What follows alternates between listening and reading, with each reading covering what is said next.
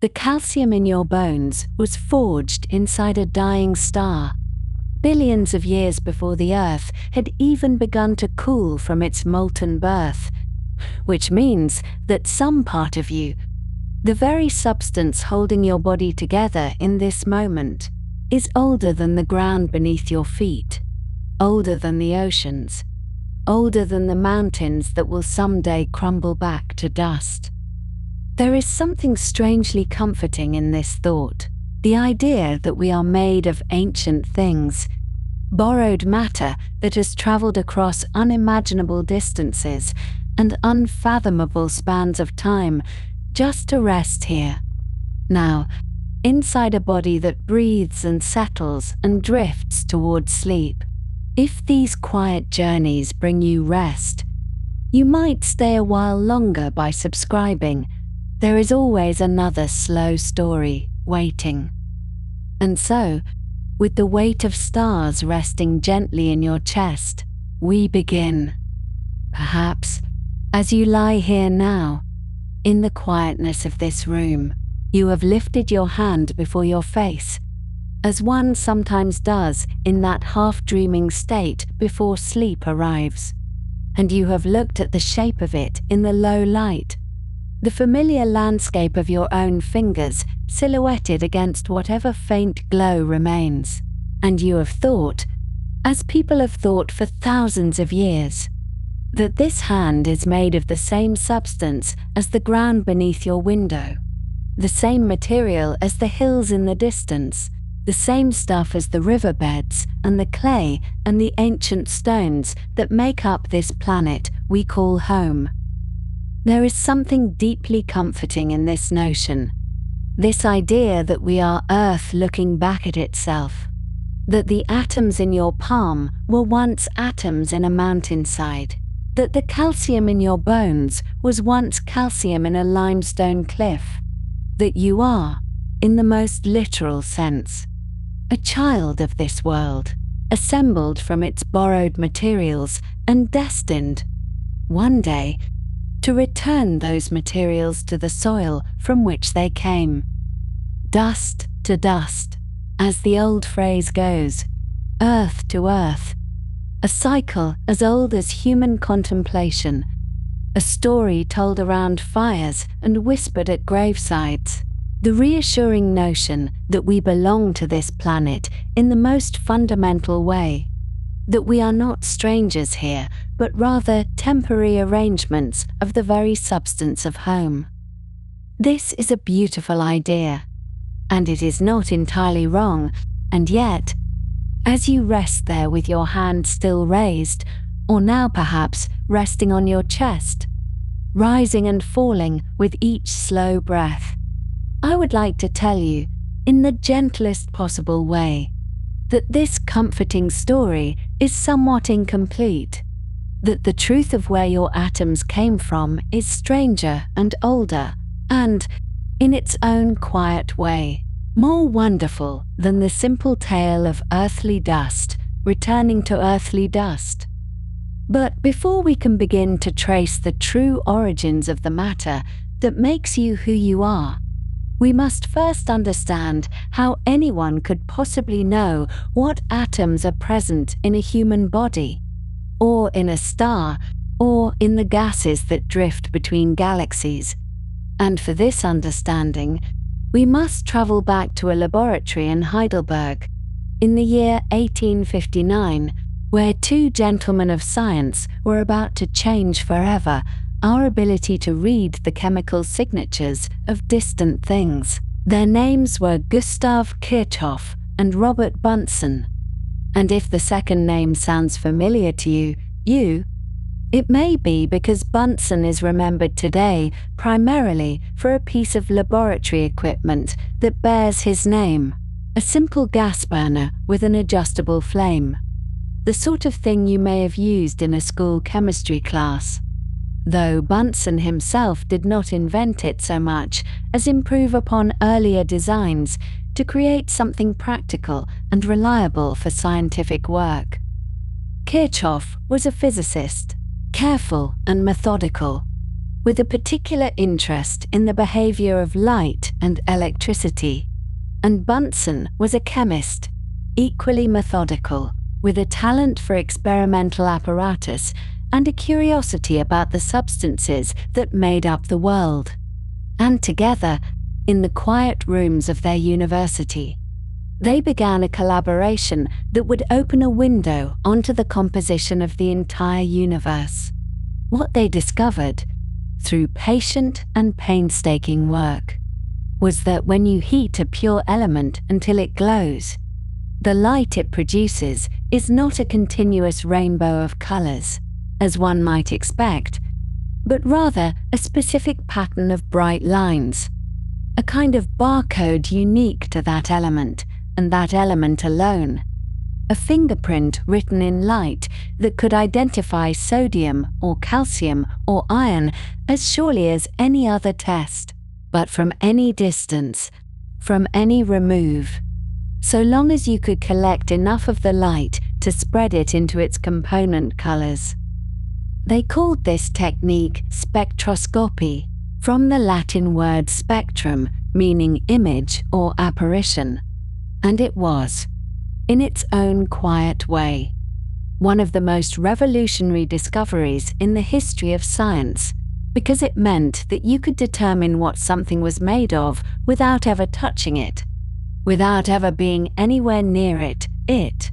simply by analyzing the light it emitted or absorbed. Within a few years, astronomers were pointing spectroscopes at the sun and discovering that it contained sodium and magnesium and iron, the same elements found here on Earth.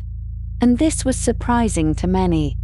because it had long been assumed that celestial bodies might be made of entirely different substances than terrestrial ones, substances unique to the heavens and forever beyond our understanding. But here was evidence, clear and incontrovertible, that the sun was made of the same kinds of atoms as a laboratory sample, as a handful of dirt,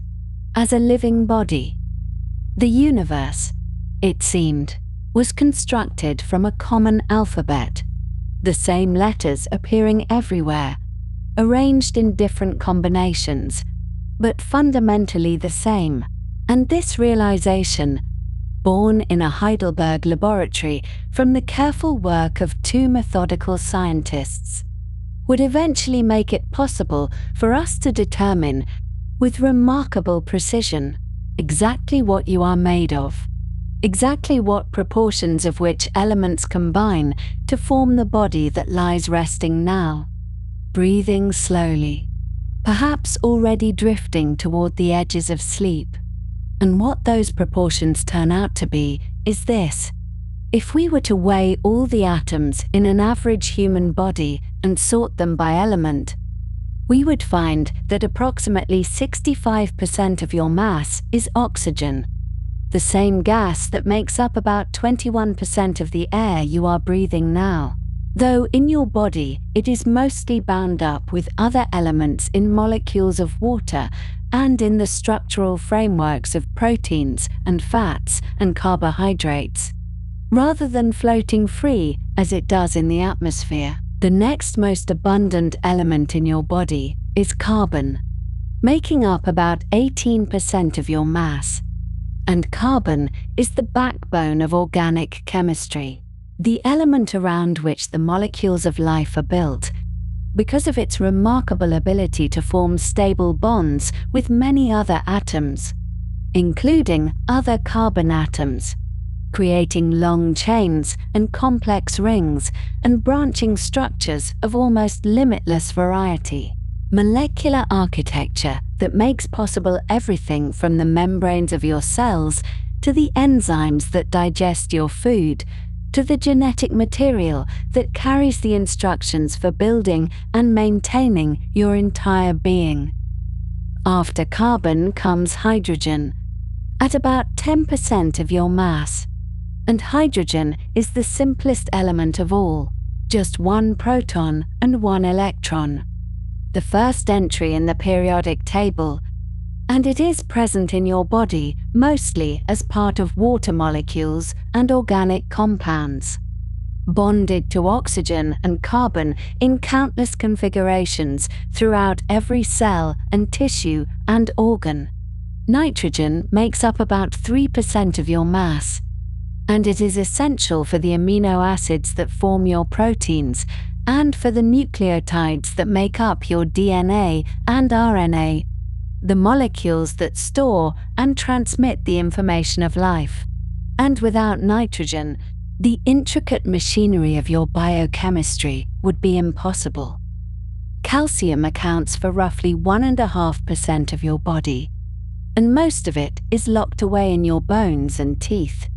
giving them their hardness and structural integrity. Those small amounts of calcium are also essential for the functioning of your muscles and nerves and the countless signaling processes that keep your body operating as a coordinated whole. Phosphorus comes next, at about 1%, and like calcium, it is heavily concentrated in your bones and teeth, as well as being a crucial component of DNA, of the energy-carrying molecule, ATP, and of the phospholipid membranes that surround every cell, keeping the inside separate from the outside and allowing the controlled exchange of materials, that is, the basis of cellular life. Beyond these 6 major elements, there are dozens of others present in smaller amounts. Trace elements like iron and zinc and copper and selenium, each playing specific and essential roles in your biology. But together, these minor players account for less than 1% of your total mass. So that the story of what you are made of is, in atomic terms, largely a story of oxygen, carbon, hydrogen, nitrogen, calcium, and phosphorus, 6 elements combining and recombining in patterns of exquisite complexity to produce the body that houses your thoughts, your memories, your dreams. And how many atoms is this? You might wonder, how many individual particles combine to form a single human being? And the answer is a number so large that it defies easy comprehension. A number that mathematicians write as 7 times 10 to the 27th power, which is to say a 7 followed by 27 zeros, which is to say approximately 7 octillion atoms, which is more atoms in your single body than there are stars in the observable universe, by a factor of many billions. 7 octillion atoms, arranged in their proper places, organized into molecules and organelles and cells and tissues and organs and systems, all working together in a coordination so seamless that you rarely notice it happening,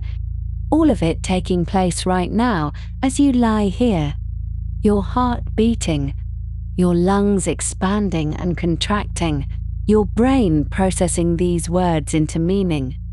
All of it made possible by this vast assembly of tiny particles, this congregation of the very small coming together to create something that can wonder about its own composition. And the question that begins to form now, the question that we will turn to as this gentle exploration continues, is, where did all these atoms come from? Where were they before they were you? What was their history before they were assembled into the particular arrangement that lies here, listening to these words? And the comforting answer, the answer that feels right and natural and appropriately humble, is that they came from the earth, that they were always here, that the planet gathered them up and shaped them into life, and will one day receive them back again. But this answer, as we will discover, leaves out most of the story, because the atoms in your body are older than the earth itself, older than the sun that warms it, older in some cases than the galaxy that contains both, and the places they came from, and the events that created them, are more distant and more dramatic than the quiet soil of any garden, than the calm waters of any sea, than anything you might recognize as home. The atoms in your hand, the very atoms you might have been looking at in the darkness just a moment ago, carry within them a history that stretches back billions of years before this planet existed. A history written in the hearts of dying stars and in the cataclysmic explosions that scattered matter across the void. A history that makes you not merely a child of this earth, but something far stranger and more ancient. A temporary gathering of materials whose origins lie in the deepest past of the cosmos itself. But we need not rush toward these revelations, for they will unfold in their own time, in their own gentle way, and for now it is enough to rest with this thought, that the simple act of looking at your own hand is, in a sense, an act of looking at something very old indeed, something whose full history we are only beginning to trace, something whose story begins not in the familiar soil of home, but in places and times almost impossibly remote from this quiet room, this peaceful night, this slow drift toward sleep. Let us begin with a stone, because stones are patient, and they keep time better than nearly anything else we know. This particular stone fell from the sky long before any of us were here to see it, and it landed in what is now the state of Arizona, in a place called Canyon Diablo, which means Devil's Canyon, though there is nothing devilish about it really, just dry earth and old rock, and the kind of quiet that settles over desert places when the sun goes down. The stone was a meteorite, a fragment of something much older than the canyon it fell into, and for many years it sat in collections and laboratories, waiting for someone to ask it the right question, that someone turned out to be a young geochemist named Claire Cameron Patterson, working at the California Institute of Technology in the 1950s. And the question he asked was simple enough on the surface, though answering it would take him years of painstaking work in rooms so clean that even the air had to be filtered of ordinary dust. He wanted to know how old the Earth was, and he suspected that this stone from the sky might tell him. Patterson was a careful man, perhaps one of the most careful scientists who ever lived, and he needed to be, because the measurements he was attempting required a kind of precision that barely existed at the time. He was using a technique called uranium-lead radiometric dating, which relies on a fundamental property of certain atoms, namely that they are unstable and will, over immense stretches of time, transform themselves into other kinds of atoms entirely. Uranium, that heavy element with 92 protons crowded into its nucleus, does not wish to remain uranium forever, and so it decays, very slowly, shedding particles and energy until it becomes lead, which is stable and content to stay as it is indefinitely. The rate of this decay is known with extraordinary precision, a kind of cosmic clock that ticks away regardless of temperature or pressure or any other earthly condition. And by measuring the ratio of uranium to lead in a sample of rock, one can calculate how long that clock has been ticking, which is to say, how long it has been since that rock solidified and its atoms were locked into place. The problem Patterson faced was contamination. Lead is everywhere in our modern world, in pipes and paint and the exhaust of automobiles, and even the tiniest speck of this ordinary environmental lead would throw off his measurements entirely. He spent years developing techniques to eliminate this contamination, building what were essentially the first ultra-clean laboratories, scrubbing surfaces and filtering air and purifying his reagents over and over again until he could be certain that the only lead he was measuring was the lead that had been in the meteorite since the beginning. And when he finally succeeded, in the year 1956, the answer he found was 4.55 billion years, give or take about 70 million, which is a margin of error that sounds large until you remember that we are talking about spans of time so vast that 70 million years is barely a rounding error, a brief flicker in the deep history of things. This number, 4.54 billion years in our current refined estimates, has stood the test of time remarkably well. It has been confirmed by measurements of other meteorites, by studies of the oldest rocks on Earth, by analyses of lunar samples brought back by the Apollo astronauts, and it remains our best answer to the question of when our planet came to be. But to understand what this number means, to really feel the weight of it, we need to step back further still, to a time before there was an Earth, before there was a sun, when this corner of the galaxy was nothing but a vast cloud of gas and dust drifting slowly through the emptiness between the stars. This cloud, which we call the solar nebula,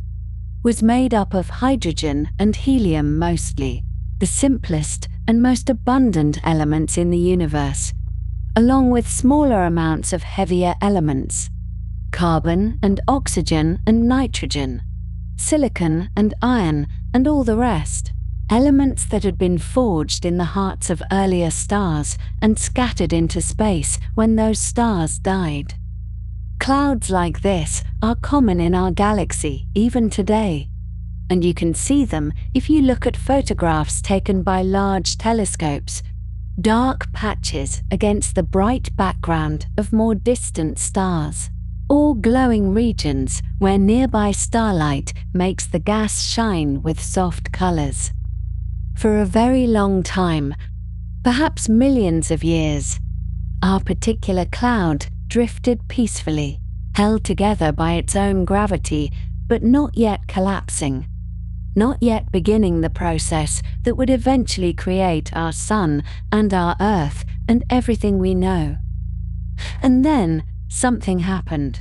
though we are not entirely sure what. Perhaps a nearby star exploded in a supernova,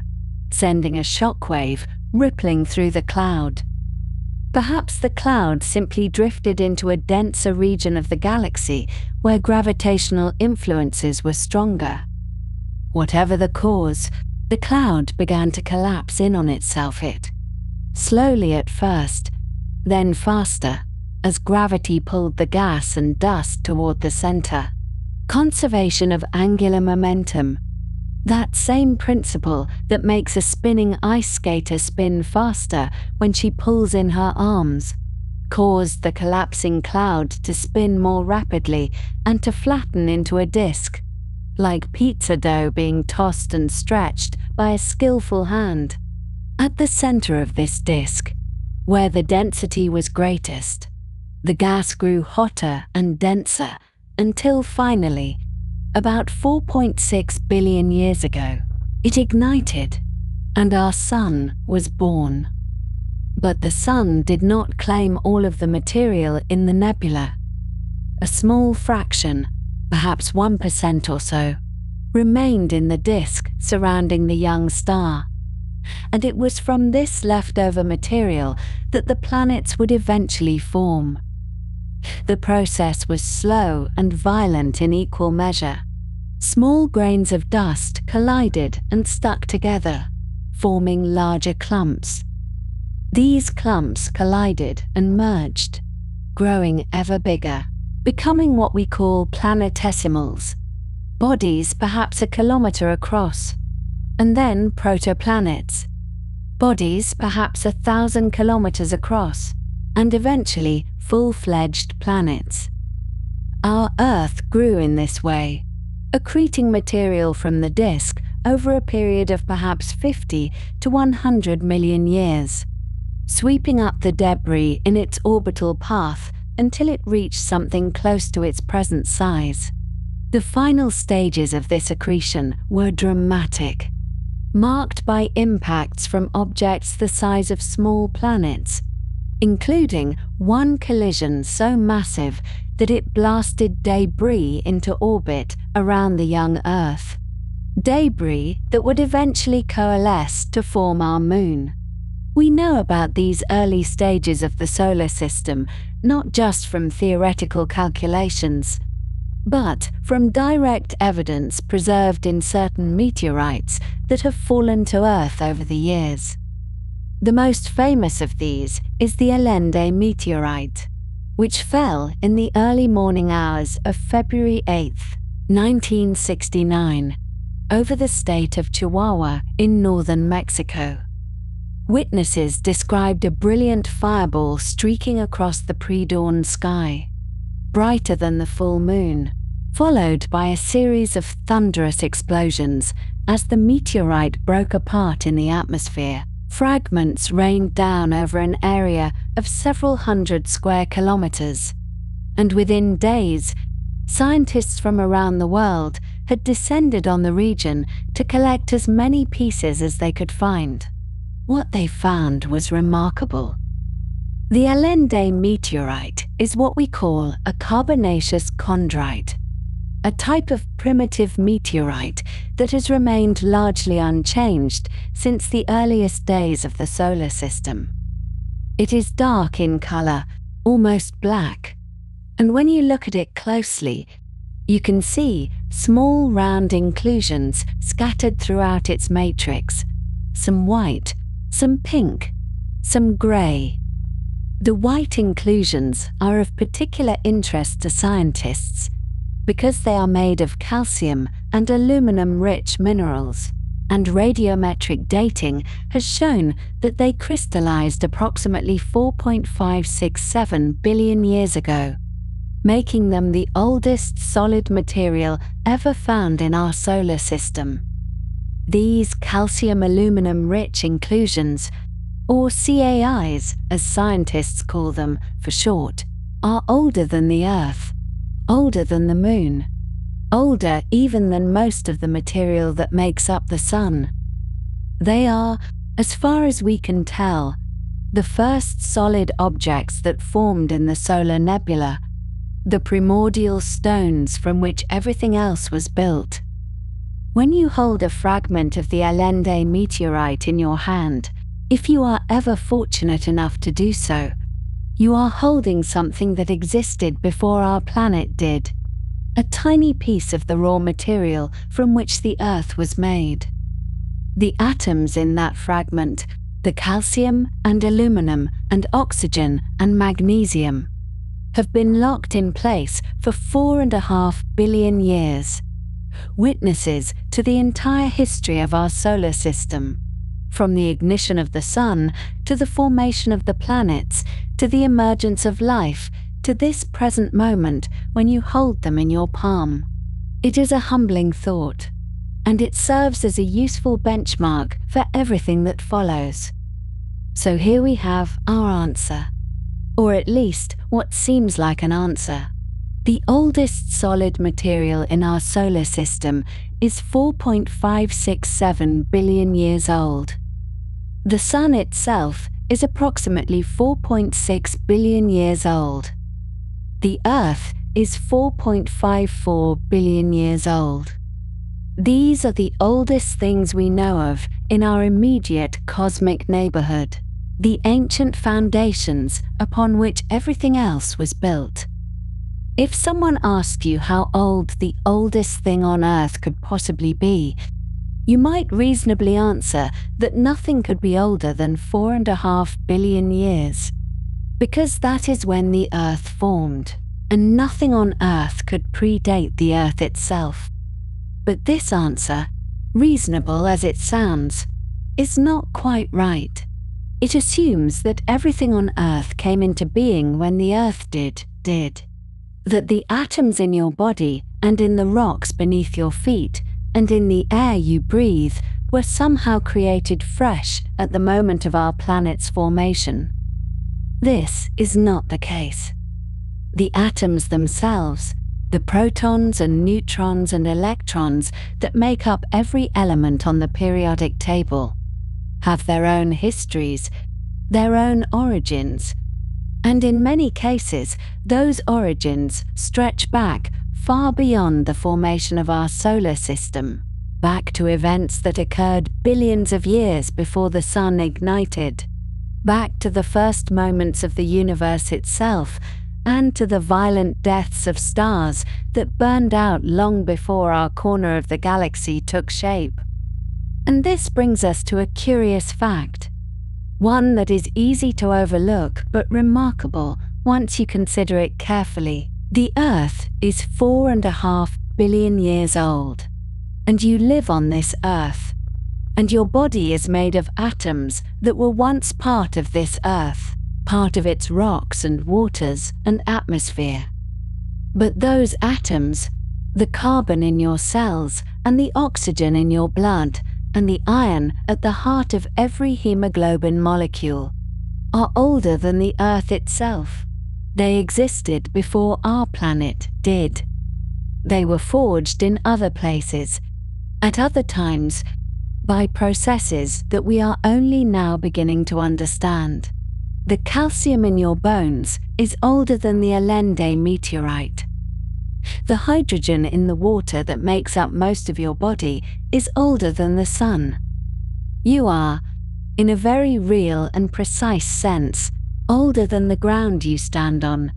because the atoms that make up your body have been on a longer journey than the planet that currently houses them. This is not a metaphor. This is not poetic license. This is simply what the physics and the chemistry and the astronomy tell us when we follow the evidence carefully enough. And in the sections that follow, we will trace that evidence back through time, back past the formation of the solar system, back past the deaths of ancient stars, back to the very beginning of everything, when the universe was young and hot and dense, and the first atoms were just beginning to take shape in the cooling aftermath of creation. But for now, let us rest with this thought, that the stones of Cañón Diablo and the fragments of Allende, ancient as they are not the oldest things in existence, merely the oldest things we have found preserved in solid form. The atoms that make up those stones, and the atoms that make up you, have stories that began long before any stone was made. The atoms that make up your body have been on a very long journey indeed, and some of them remember the very beginning of everything, if we may speak of atoms as remembering, which of course we cannot in any literal sense, though it is a comforting way to think about the matter that composes you as you lie there, settling into rest. When we consider the question of how old you really are, we find ourselves traveling backward through time, far beyond any human reckoning, past the formation of the Earth, past the birth of the sun, past the slow gathering of our galaxy from primordial clouds, all the way back to a moment so ancient that the numbers involved become almost meaningless to our everyday understanding. And yet, the evidence for this journey lives quietly within you, in the hydrogen atoms that account for roughly 10% of your body by mass, atoms that have existed for approximately 13.8 billion years. Give or take a few 100 million years in either direction, which is a margin of error that would seem enormous in any other context, but becomes almost negligibly small when we are speaking of the age of the universe itself. These hydrogen atoms, the simplest and lightest of all atoms, consisting of nothing more than a single proton orbited by a single electron, were formed in the first 20 minutes after the universe began, during a period that cosmologists refer to as Big Bang nucleosynthesis. And the story of how we came to understand this process is itself a gentle tale of careful thinking and patient observation spread across many decades of the 20th century. In the year 1948, a paper was published that would prove to be remarkably prescient, written by Ralph Alpher, who was at the time a doctoral student, and his advisor George Gamow. And though the paper also carried the name of Hans Bethe, this was something of a playful addition by Gamow, who could not resist the opportunity to create an author list that read Alpha, Bethe, Gamow, echoing the first three letters of the Greek alphabet, Alpha, Beta, Gamma, and so the paper became known informally as the Alpha Beta Gamma paper, a small jest embedded in what would prove to be a foundational document of modern cosmology. Ralph Alpher, whose doctoral thesis formed the true intellectual backbone of this work, outlined with careful mathematical reasoning how the conditions in the very early universe, when everything that now exists was compressed into an unimaginably hot and dense state, would have been precisely right for the formation of the lightest elements, hydrogen and helium primarily, with trace amounts of lithium and a few other light nuclei. The universe in those first moments was a sea of protons and neutrons and electrons and photons and other particles, all interacting furiously in the tremendous heat. And Alpha worked through the nuclear physics to show how, as the universe expanded and cooled, protons and neutrons would begin to combine, fusing together to form the nuclei of helium atoms, while other protons remained unattached, destined to become the nuclei of hydrogen atoms once the universe cooled enough for electrons to be captured into stable orbits around them. The predictions that emerged from this work suggested that the early universe should have produced roughly 75% hydrogen and 25% helium by mass, with only tiny traces of anything heavier. And this prediction, made in 1948, when we knew so much less about the cosmos than we do today, has proven to be remarkably accurate. The confirmation of these predictions came gradually, through observations of increasing precision that slowly built an overwhelming case for the Big Bang model of cosmic origins. One of the most significant confirmations arrived in 1992, when the Cosmic Background Explorer satellite, known by its acronym TOB, provided measurements of the cosmic microwave background radiation, which is itself a kind of afterglow from the early universe. The light released when the cosmos first became transparent to radiation, approximately 380,000 years after the Big Bang. The temperature fluctuations in this background radiation, tiny variations of only a few parts in 100,000, told us about the conditions in the early universe and provided strong support for the theoretical framework that Alpha and Gamow and others had developed decades earlier. Then, in 2003, the Wilkinson Microwave Anisotropy Probe, known as WMAP, provided even more precise measurements, mapping the cosmic microwave background with exquisite detail and confirming once again the primordial abundances of hydrogen and helium that the Big Bang theory predicted. Further confirmation has come from observations of a different sort entirely. From the Great Keck Observatory telescopes perched atop Mauna Kea in Hawaii,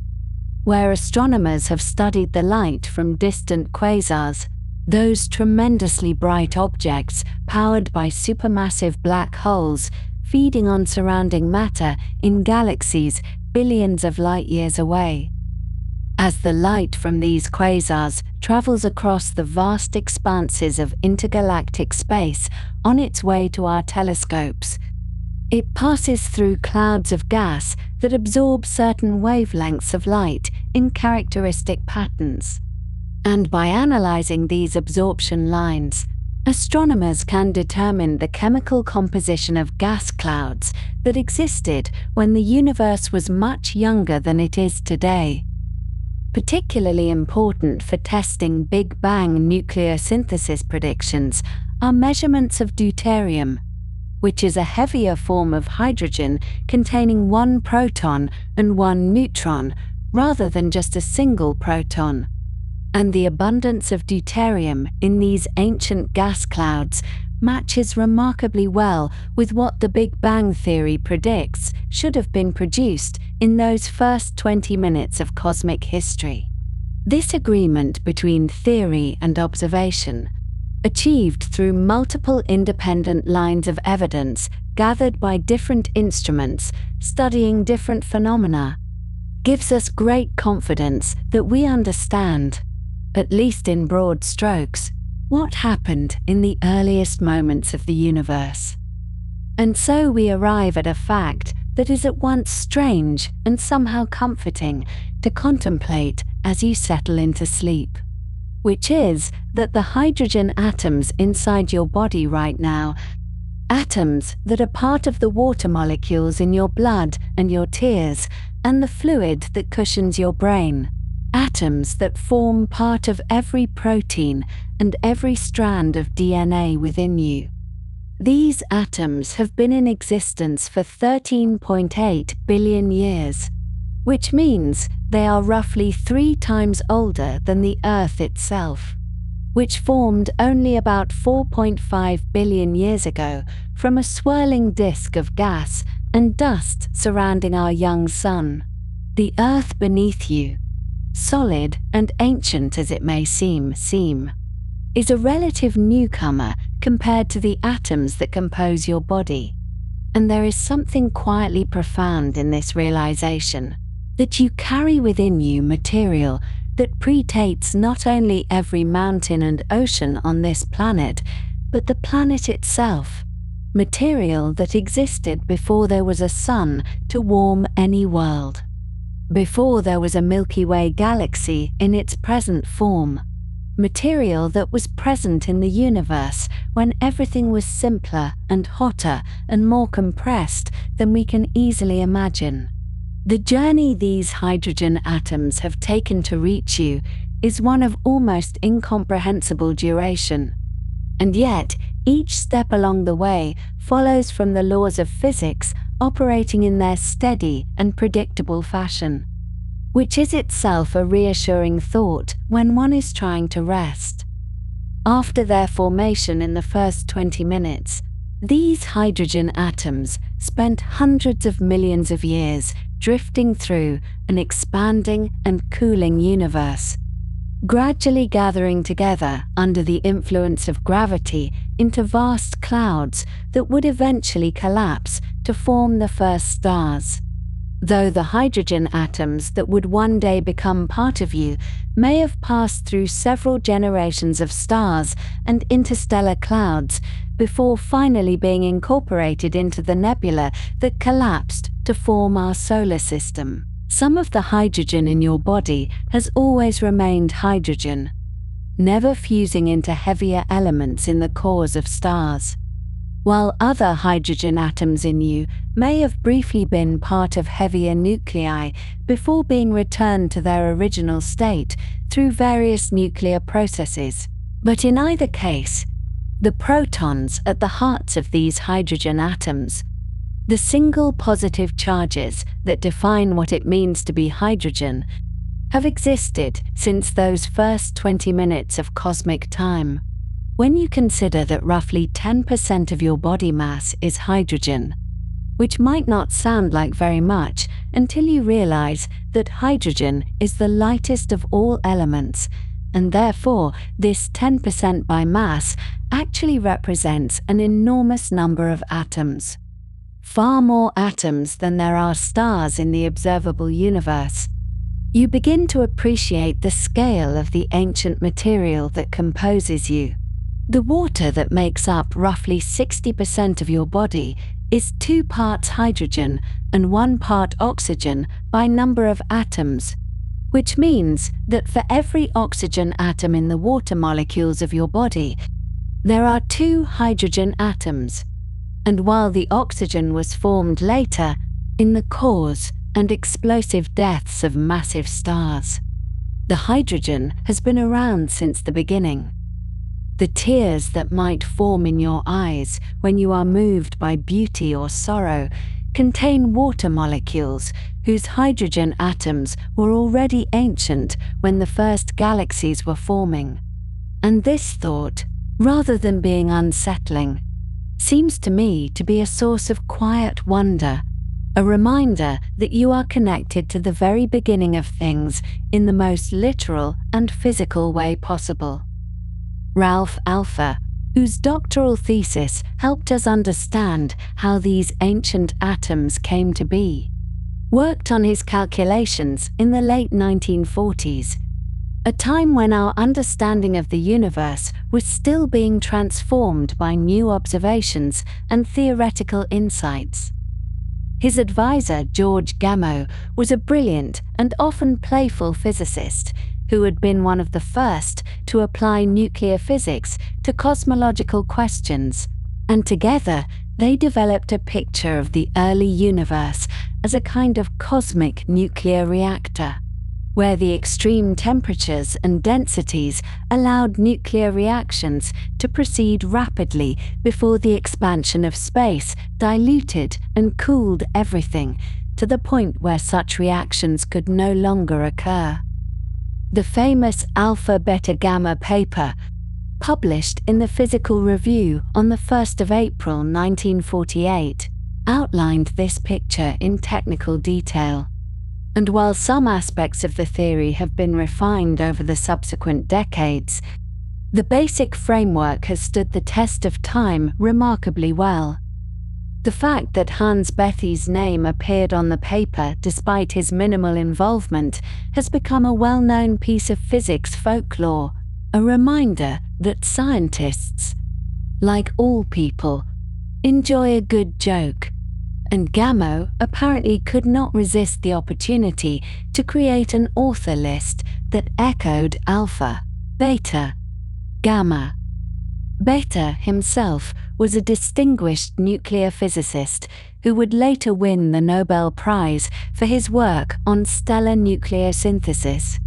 the processes by which stars create heavier elements, and he apparently took the inclusion of his name in good humor, though it did mean that Alpha's central contribution to the work was sometimes overshadowed by the more famous names attached to it. Alpha continued to work on cosmological problems throughout his career,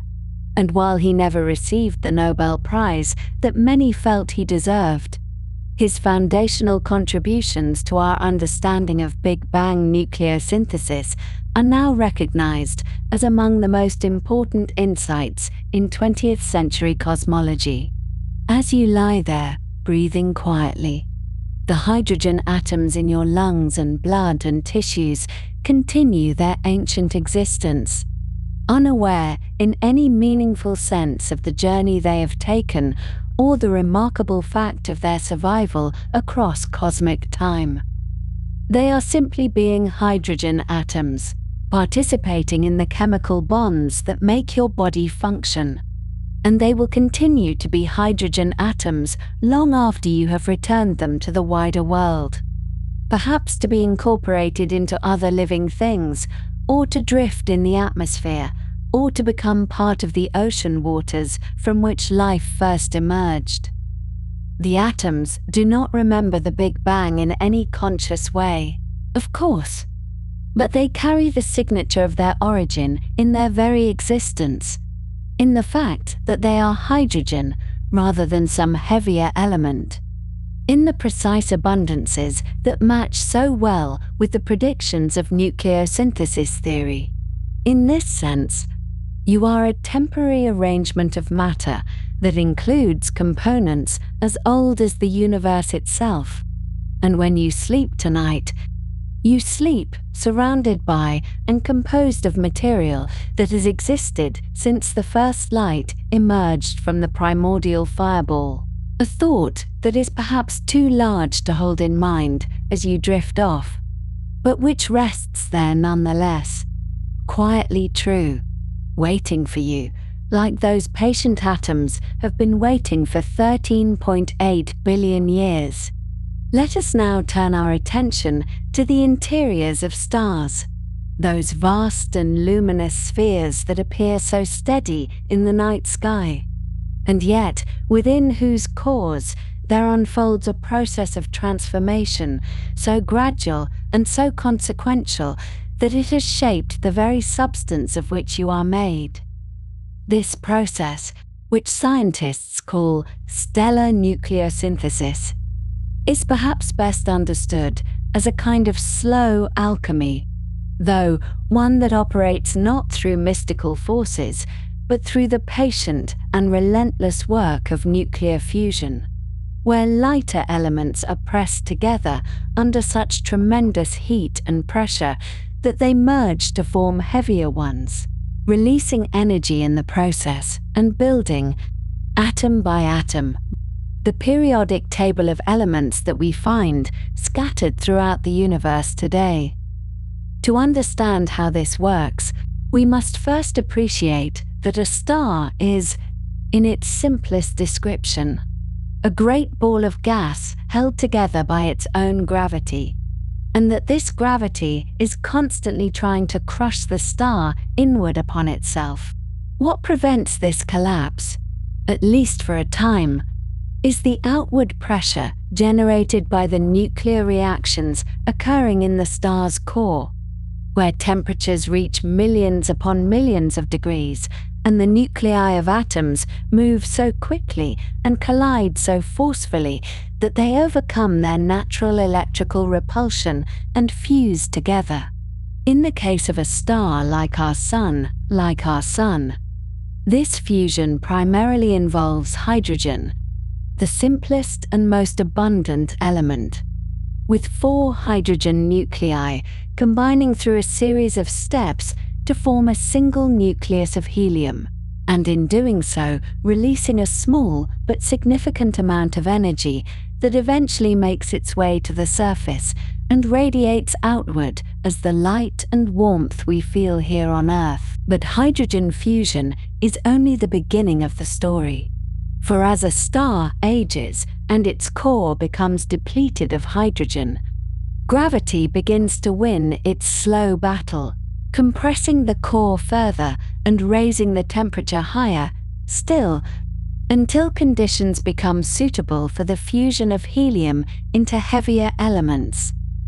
It was this next stage of stellar alchemy that occupied the mind of the British astronomer Fred Hoyle in the early 1950s, as he worked to understand how the universe could have produced the rich variety of elements we observe, given that the early universe, just after the Big Bang, contained almost nothing but hydrogen and helium,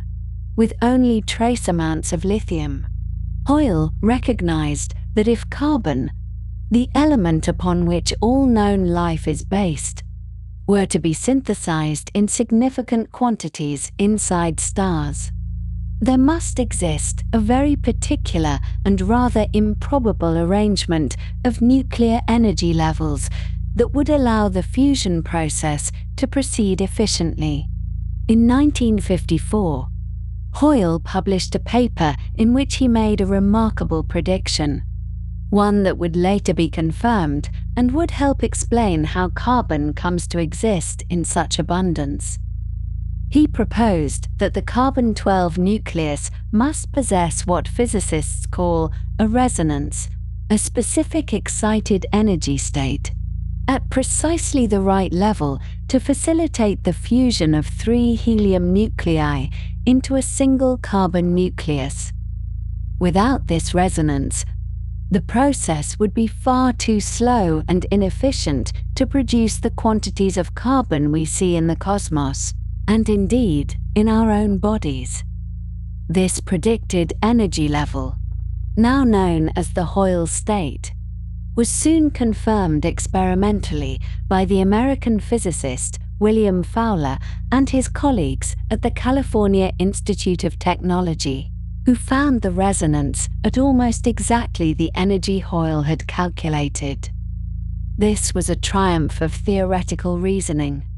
a case where pure thought about the conditions necessary for our existence led to a correct prediction about the subatomic structure of matter, and it contributed to Fowler's receiving the Nobel Prize in Physics in 1983 for his work on nuclear reactions in stars and the formation of the elements. The process by which 3 helium nuclei come together to form carbon is called the triple alpha process, so named because helium nuclei are each containing 2 protons and 2 neutrons, are also known as alpha particles. It proceeds in 2 steps, tackle, with 2 helium nuclei first fusing to form an unstable isotope of beryllium, which almost immediately captures a 3rd helium nucleus to become carbon. Without the Hoyle state, that fleeting beryllium nucleus would simply fall apart again before the 3rd helium could arrive, and carbon would remain vanishingly rare. But because the energy levels align just so, the reaction proceeds, and carbon accumulates in the cores of aging stars, waiting there for millions or billions of years until, eventually, it is released back into the cosmos. In stars more massive than our Sun, the fusion of hydrogen can proceed by an alternative pathway known as the carbon-nitrogen-oxygen cycle, or the CNO cycle for short. In this process, carbon nuclei act as a kind of catalyst, facilitating the fusion of hydrogen into helium through a series of reactions involving nitrogen and oxygen as intermediate steps. The carbon is not consumed in this process, but is recycled, emerging at the end ready to participate again, while the net result is still the conversion of hydrogen into helium with the release of energy. The CNO cycle dominates in stars roughly 1.5 times the mass of our Sun or greater, and it is more sensitive to temperature than the simpler proton-proton chain that powers smaller stars, which means that massive stars burn through their fuel more quickly and live shorter lives, often only a few million years compared to the billions of years that a star like ours can expect.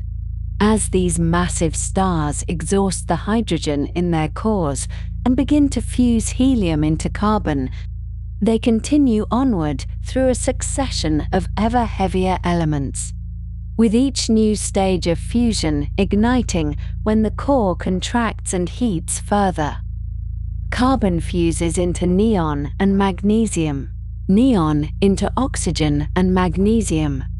oxygen into silicon and sulfur, and finally silicon into iron and its neighbors on the periodic table. Each of these stages proceeds more quickly than the last, so that while a massive star might spend millions of years fusing hydrogen, it may burn through its silicon in only a matter of days before reaching the end of the line. Iron is special among the elements because its nucleus is among the most tightly bound, meaning that neither fusing it into something heavier nor splitting it apart releases energy. Instead, both processes would require an input of energy. And so, when a star's core becomes dominated by iron, The fusion reactions that have sustained it against gravity's inward pull come to an end. What follows is a catastrophic collapse, as the core implodes under its own weight in a fraction of a second, and then rebounds in a tremendous explosion that we call a supernova. It is in this explosion, and in the moments leading up to it, that many of the heaviest elements are forged, as the intense conditions allow for a rapid capture of neutrons by atomic nuclei, building up the heavy elements that could never be produced through the slow, steady fusion of a star's core. A typical supernova, one of the kind called a core collapse supernova, produces approximately 0.07 solar masses of iron, which may not sound like a great deal until you consider that the mass of our Sun is itself about 2,000 billion kilograms, so that even this small fraction represents an almost inconceivable quantity of iron atoms, many of which will eventually find their way into new stars, new planets, and perhaps new living things. The calcium in your bones, the iron in your blood, the oxygen you breathe, all of these were created in stars that completed their life cycles and scattered their enriched material into space long before our own solar system began to take shape some 4.5 billion years ago. Those ancient stars, whose names we will never know and whose light faded from the universe long before life arose on Earth, are nonetheless present within you in a very direct and physical sense, their ashes now incorporated into the atoms of your body. In recent years, our understanding of where the elements come from has been refined by observations from increasingly sophisticated instruments, including the European Space Agency's Gaia spacecraft, which has been mapping the positions and motions of more than 1 billion stars in our galaxy with unprecedented precision. In 2019, a study making use of Gaia data and other observations revealed that approximately half of the calcium in the universe appears to come from a relatively rare type of stellar explosion known as a calcium-rich gap transient. These events are fainter than typical supernovae and were not well understood until recently, but they seem to occur when a white dwarf star, the dense remnant left behind after a sun-like star has exhausted its fuel, detonates in a peculiar way that produces unusually large amounts of calcium relative to other elements. The bones that support your body, the teeth with which you chew your food, the signals that pass along your nerves, all of these depend upon calcium atoms, and it now appears that roughly half of those atoms owe their existence to these unusual and rather obscure explosions. But what of the heavier elements still? The gold and platinum and uranium that sit toward the bottom of the periodic table,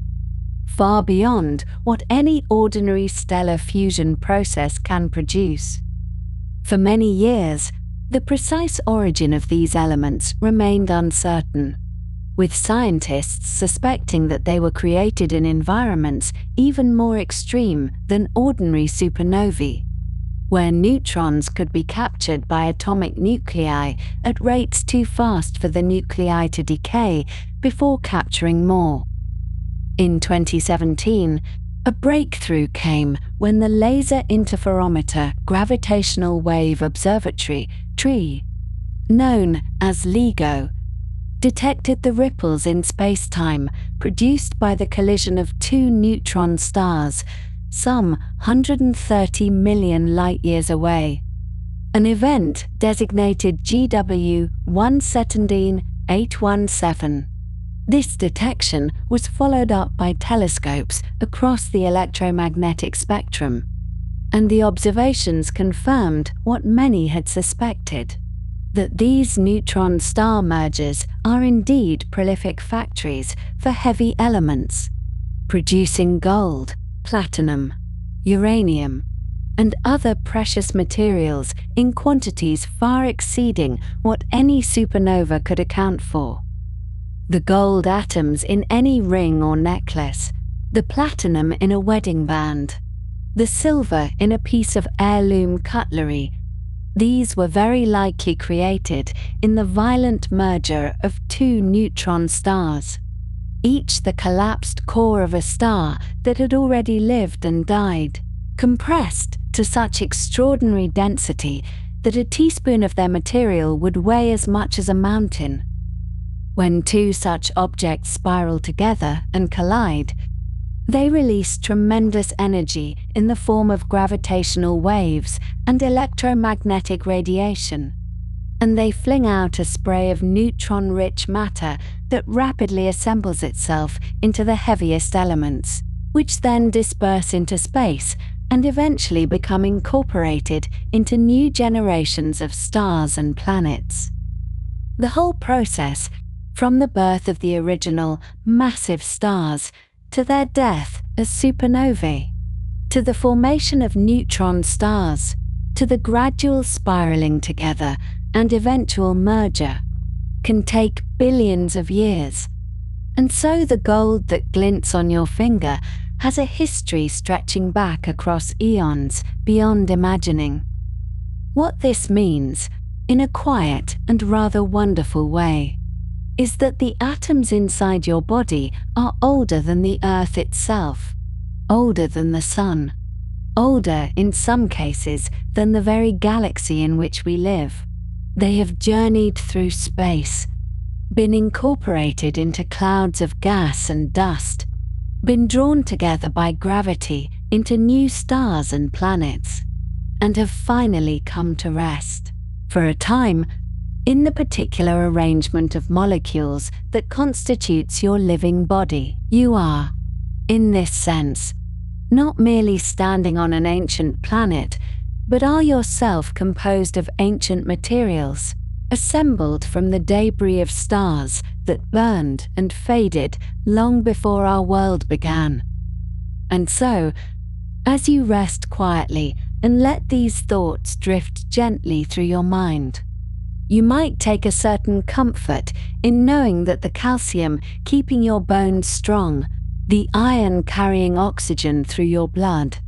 and the carbon forming the backbone of every molecule in your cells, all of these were made in the hearts of stars,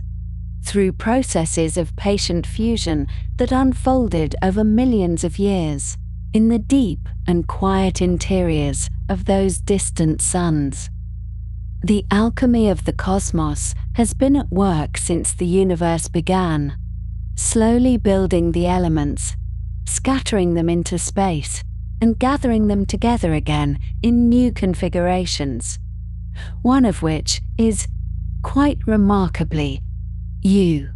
Let us now turn our attention to something quite remarkable, and yet, in the way of all remarkable things when examined closely, something that becomes simply another quiet fact of existence, no more startling in the end than the knowledge that water flows downhill or that seeds become trees when given time and soil and light. We are going to speak about grains, very small grains, so small that you could fit thousands of them across the width of a single human hair, and yet these grains carry within their crystalline structures a record of time so vast that it makes the age of our planet seem almost recent, almost young, almost like something that happened just the other afternoon in the long calendar of cosmic history. These are called presolar grains, and the name tells you something important about them, which is that they existed before our solar system came into being, before the sun ignited its nuclear furnace, before the Earth condensed from the swirling disk of gas and dust that surrounded our infant star, before any of the planets or moons or asteroids that we know took their familiar shapes. These grains are older than all of it, and they have been waiting, patient and silent, embedded in meteorites that have wandered the solar system for billions of years, occasionally falling to Earth, where, if we are fortunate and attentive, we might find them and study them and learn what they have to teach us about the universe that existed long before our own small corner of it came to be. The story of one particular group of these grains begins in Australia,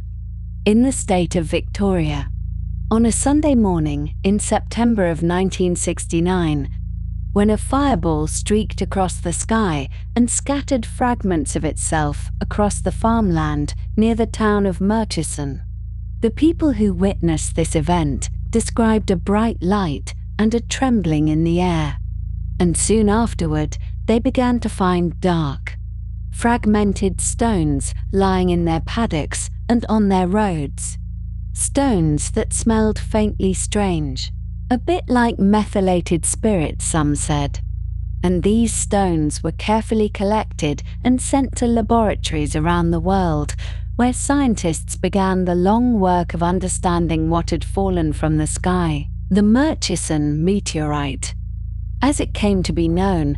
proved to be extraordinarily interesting for many reasons, containing amino acids and other organic compounds that suggested the building blocks of life might be scattered throughout the cosmos. But it also contained something else,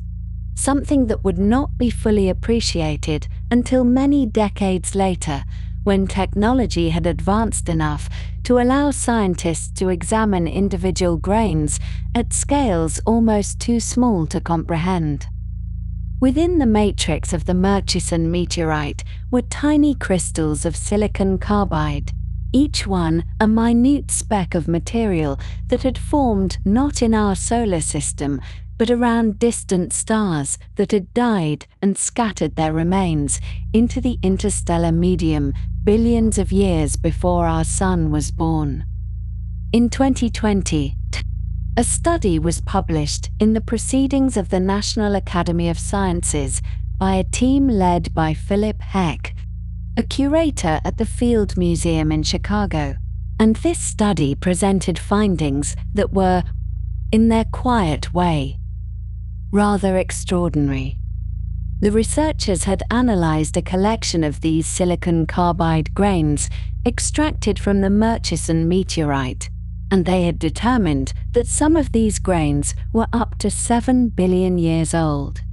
making them the oldest solid material ever found on Earth, older than the Earth itself by some 2.5 billion years, older than the Sun by a similar margin, older than anything we can touch or hold or examine directly with our instruments. To understand how scientists can determine the age of such ancient grains,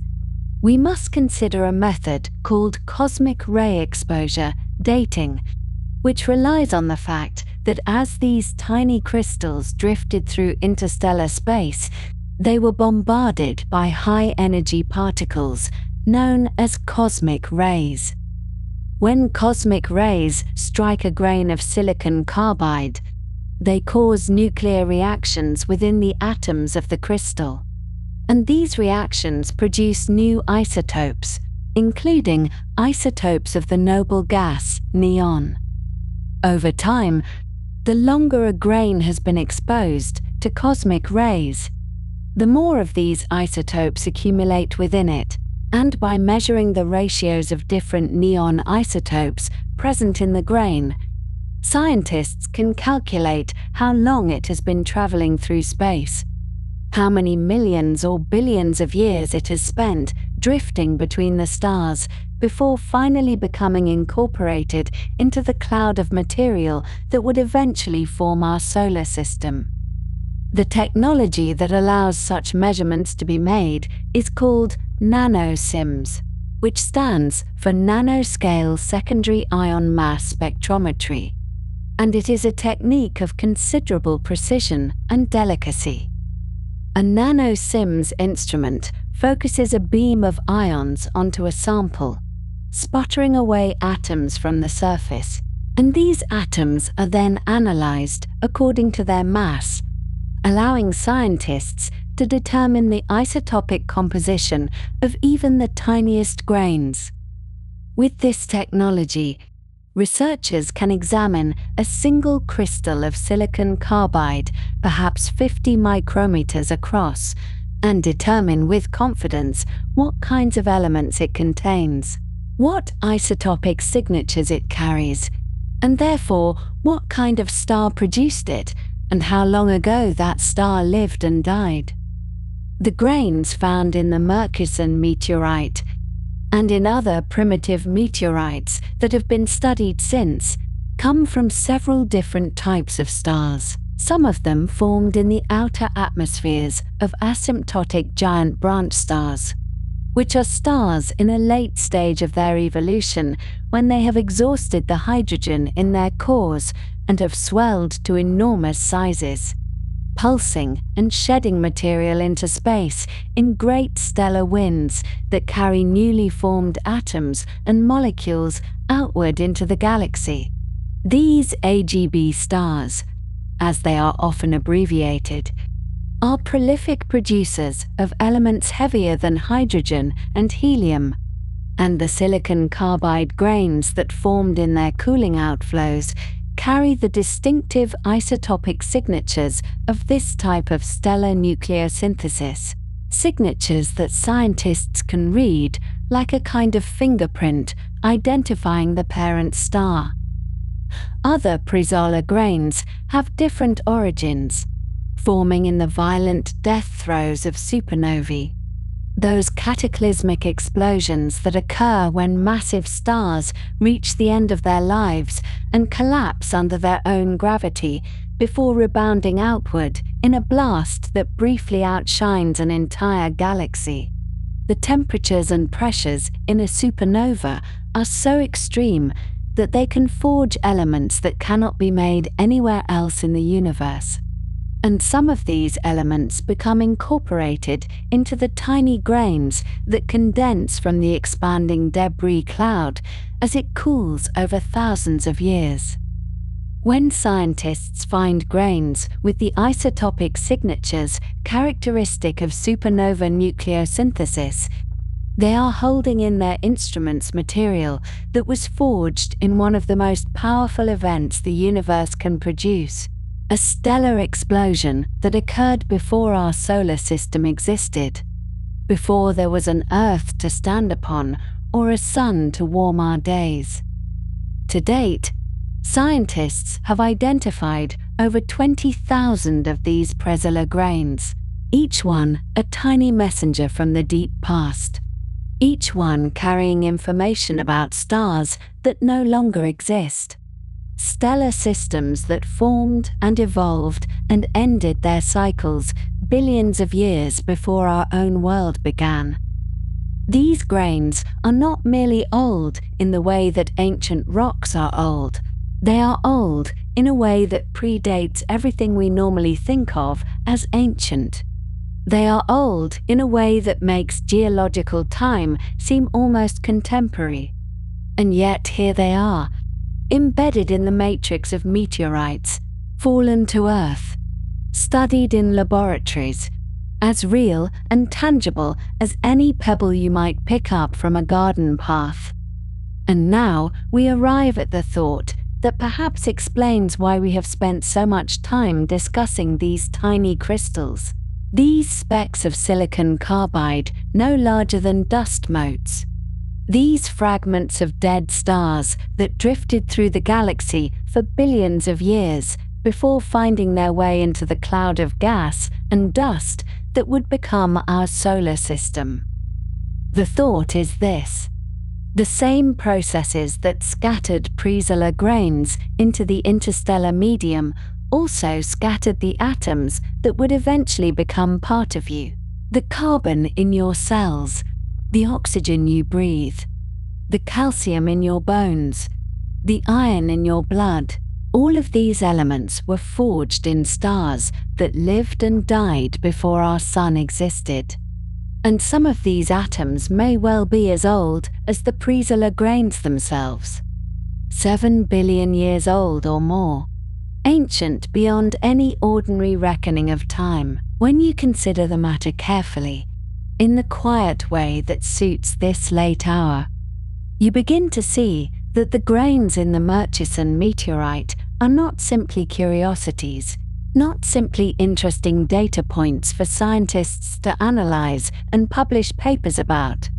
but rather they are evidence of a deeper truth about the nature of material existence, which is that the atoms which constitute the familiar world around us,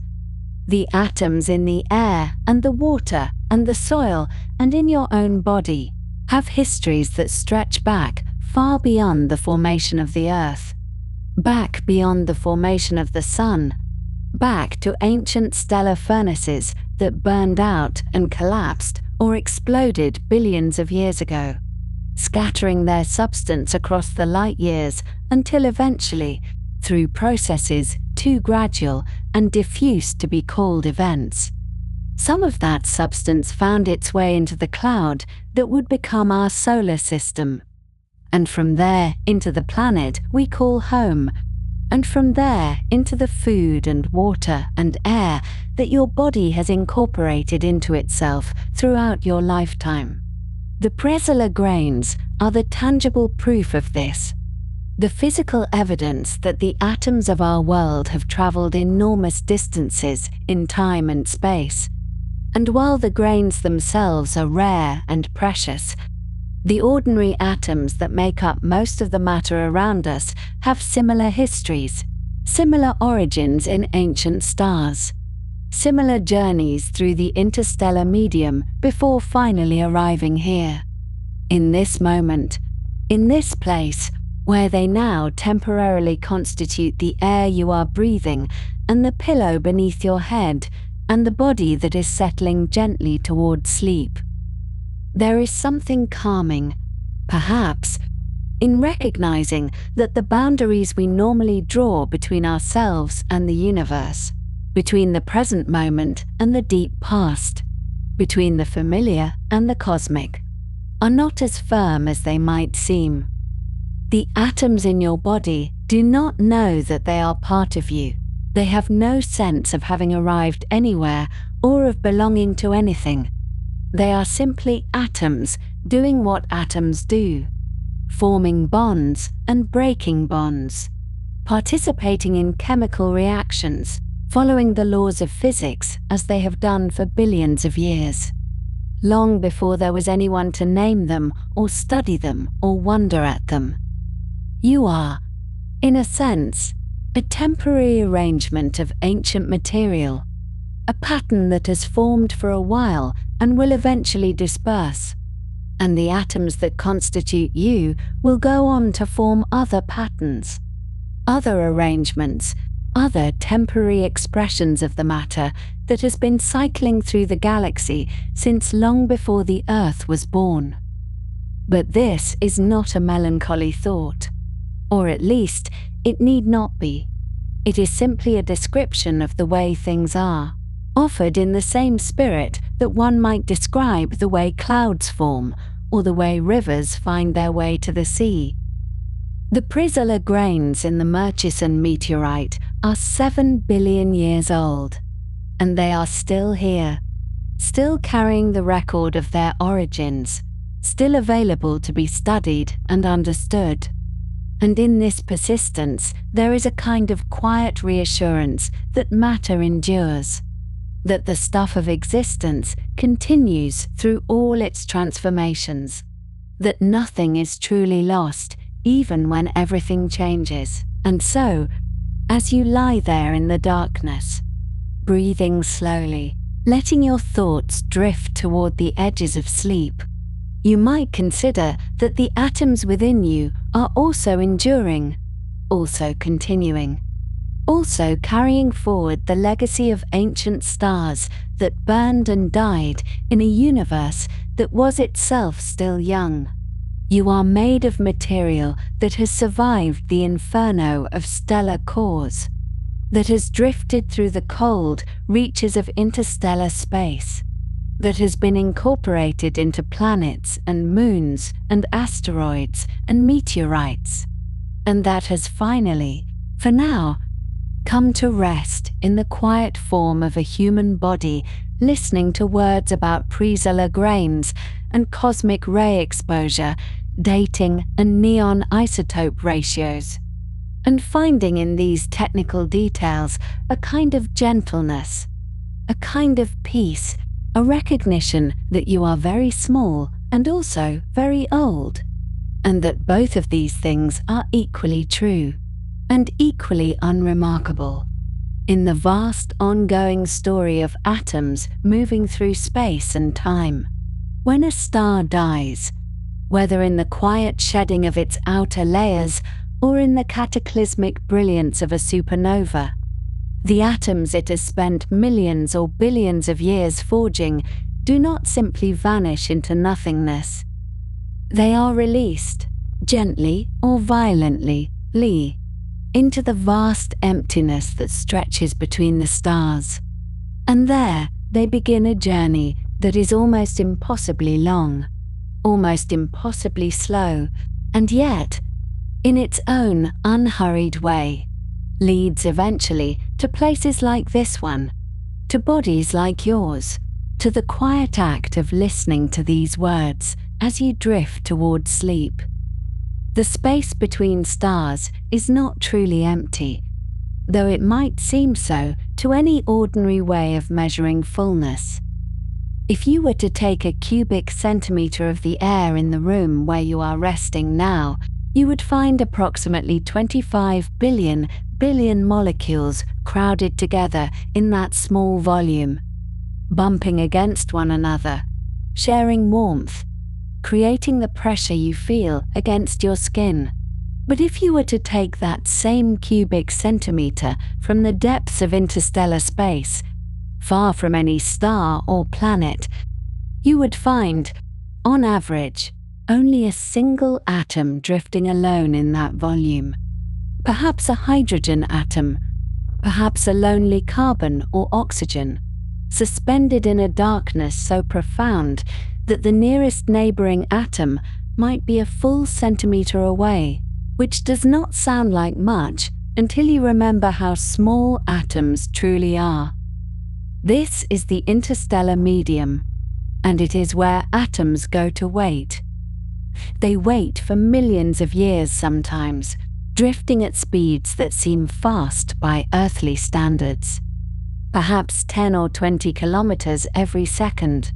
but that are achingly slow when measured against the distances they must travel. A carbon atom released from a dying star might need to journey tens of light years before it encounters a region dense enough to begin collapsing into a new star, and at the speeds atoms typically drift. That journey might take 10 million years, or 50 million years, or longer still.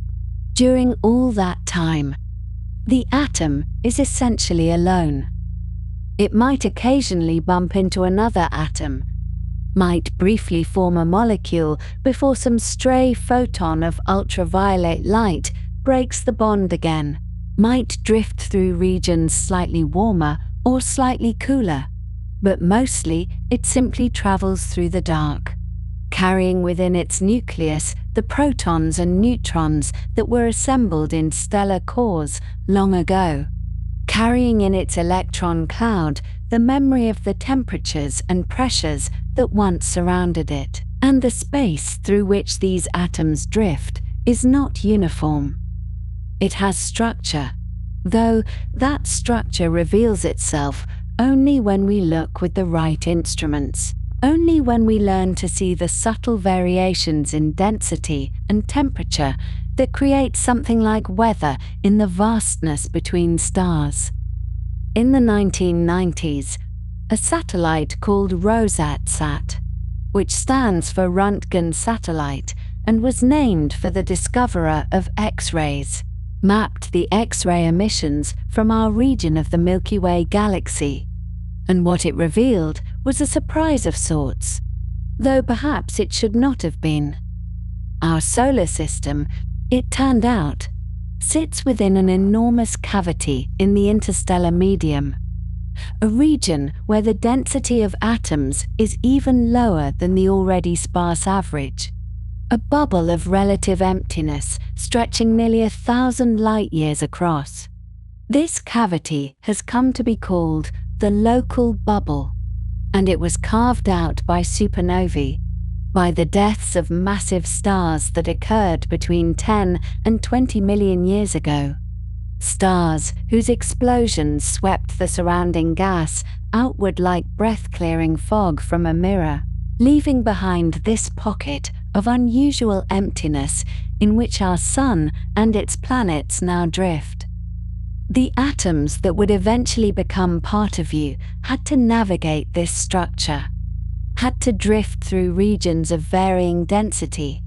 had to perhaps linger at the edges of the local bubble where the swept-up gas forms denser walls, had to find their way eventually to the molecular cloud that would collapse to form our solar system some 4.5 billion years ago. Their journey was not a straight line, could not have been a straight line, because the interstellar medium is stirred by the deaths of stars and the winds of living ones, is threaded through with magnetic fields that tug at electrically charged particles, is warmed in some places and cooled in others in ways that create slow currents and eddies in the cosmic gas. We know that this gas contains not just simple atoms, but also molecules, complex arrangements of atoms that form even in the sparse conditions between stars. And we know this in part because of a space telescope called Herschel, operated by the European Space Agency from 2009 to 2013. Herschel was designed to see in the far infrared, in the wavelengths of light that are emitted by cold things, by dust grains and gas clouds far from any warming star. And what it found in those cold regions was a chemistry more complex than anyone had quite expected. Water molecules drifting between the stars, formed when oxygen atoms meet hydrogen atoms and manage to stick together despite the cold and the emptiness. Ammonia molecules, arrangements of nitrogen and hydrogen that on Earth we associate with cleaning products, but that in space simply drift through the dark, waiting. Carbon monoxide, carbon dioxide, and more complex molecules still, chains of carbon atoms with hydrogen and oxygen attached, the precursors to the organic chemistry that would eventually, on at least one small planet, give rise to living things. The atoms in your body may have been part of these molecules during their long wandering.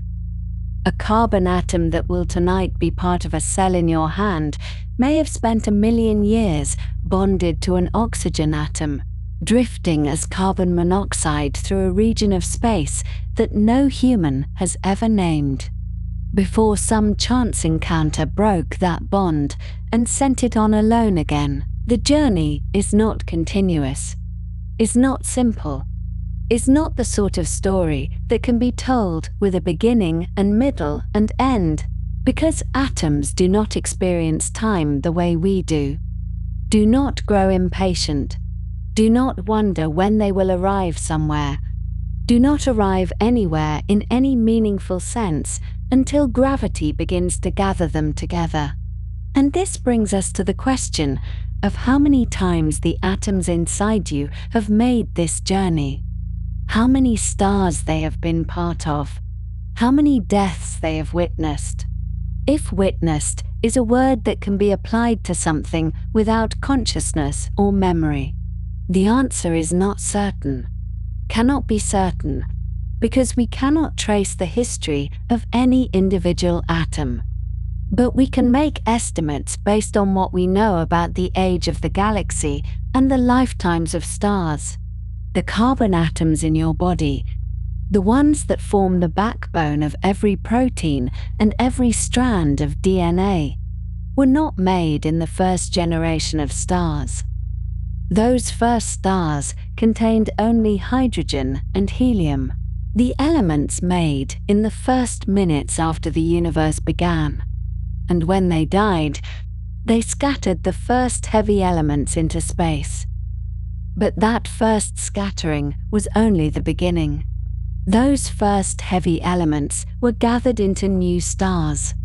were processed again in new nuclear furnaces, were scattered again when those stars died.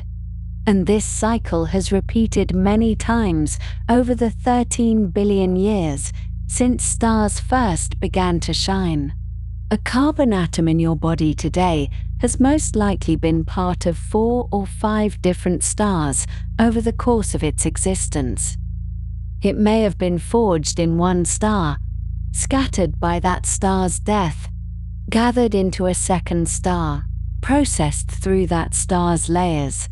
scattered again, and so on, accumulating history with each passage through a stellar interior, until finally, some 4.5 billion years ago, it found itself part of the cloud of gas and dust that was collapsing to form our Sun and the planets that orbit it. This understanding that stars are made mostly of hydrogen and that the heavier elements are built up slowly over successive generations was not always obvious. For much of human history, we had no way of knowing what stars were made of, no way of reaching out to sample their composition, no way of understanding the nuclear processes that power them. The breakthrough came in 1925, when a young astronomer named Cecilia Payne completed her doctoral thesis at Harvard, a thesis that would later be described as the most brilliant ever written in astronomy. Payne had studied the spectra of stars, the rainbows of light that reveal which elements are present in stellar atmospheres, and she had applied new understanding of atomic physics to interpret what she saw. Her conclusion was startling, was almost unbelievable to the astronomers of her time, because it overturned centuries of assumption. Stars, she found, were not made of the same mixture of elements as the Earth. They were made almost entirely of hydrogen, with a smaller amount of helium and only trace quantities of everything else. This was difficult to accept. And indeed, Payne was pressured to soften her conclusions in her published thesis, to suggest that her results might be anomalous rather than revolutionary, but she was right. And within a few years, her findings were confirmed by other astronomers, and we began to understand that the heavy elements, the carbon and oxygen and iron that make up so much of our world and our bodies, are rare in the universe as a whole, are precious accumulations forged over billions of years in the hearts of dying stars. The journey from stellar death to human body passes through places that we can see, even now, if we look in the right direction. The Orion Nebula, visible on winter nights as a faint smudge in the sword of Orion the Hunter, is one such place. It is a stellar nursery, a region where the interstellar medium has grown dense enough to collapse under its own gravity, where new stars are forming even as we speak, where the atoms scattered by ancient supernovae are being gathered together to begin new cycles of stellar life. If you could travel to the Orion Nebula, which lies some 1,300 light-years from Earth, you would find yourself in a cloud of gas and dust that glows with the light of young, hot stars, stars that have only recently ignited their nuclear fires. The gas there is far denser than the average interstellar medium, perhaps 1,000 atoms per cubic centimeter rather than one, though this is still a vacuum far more perfect than any we can create in laboratories on Earth. And within that gas, molecules are forming, complex chains of atoms that will eventually become part of planets, part of oceans,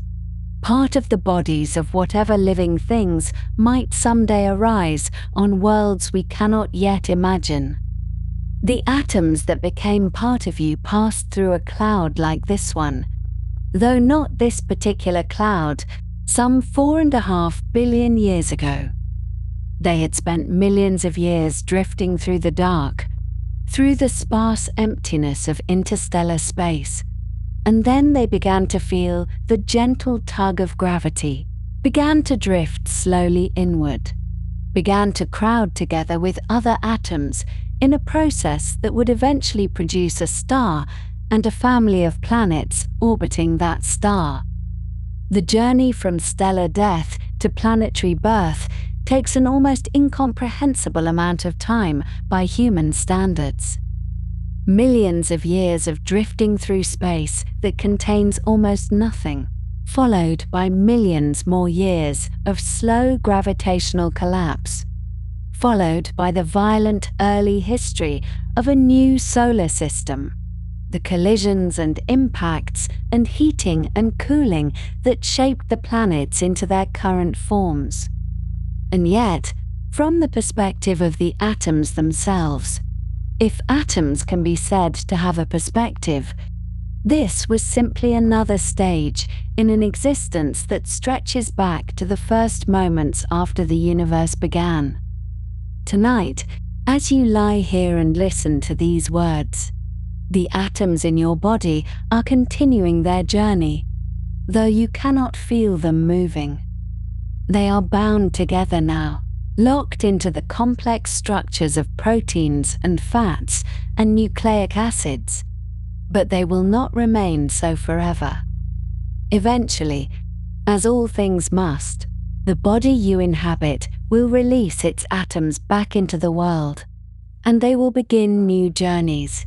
will become part of soil and water and air, will perhaps be taken up by plants and become part of other bodies, will continue cycling through the biosphere of this small planet until, someday, the sun reaches the end of its life and scatters them back into space once more. But that is far in the future, unimaginably far,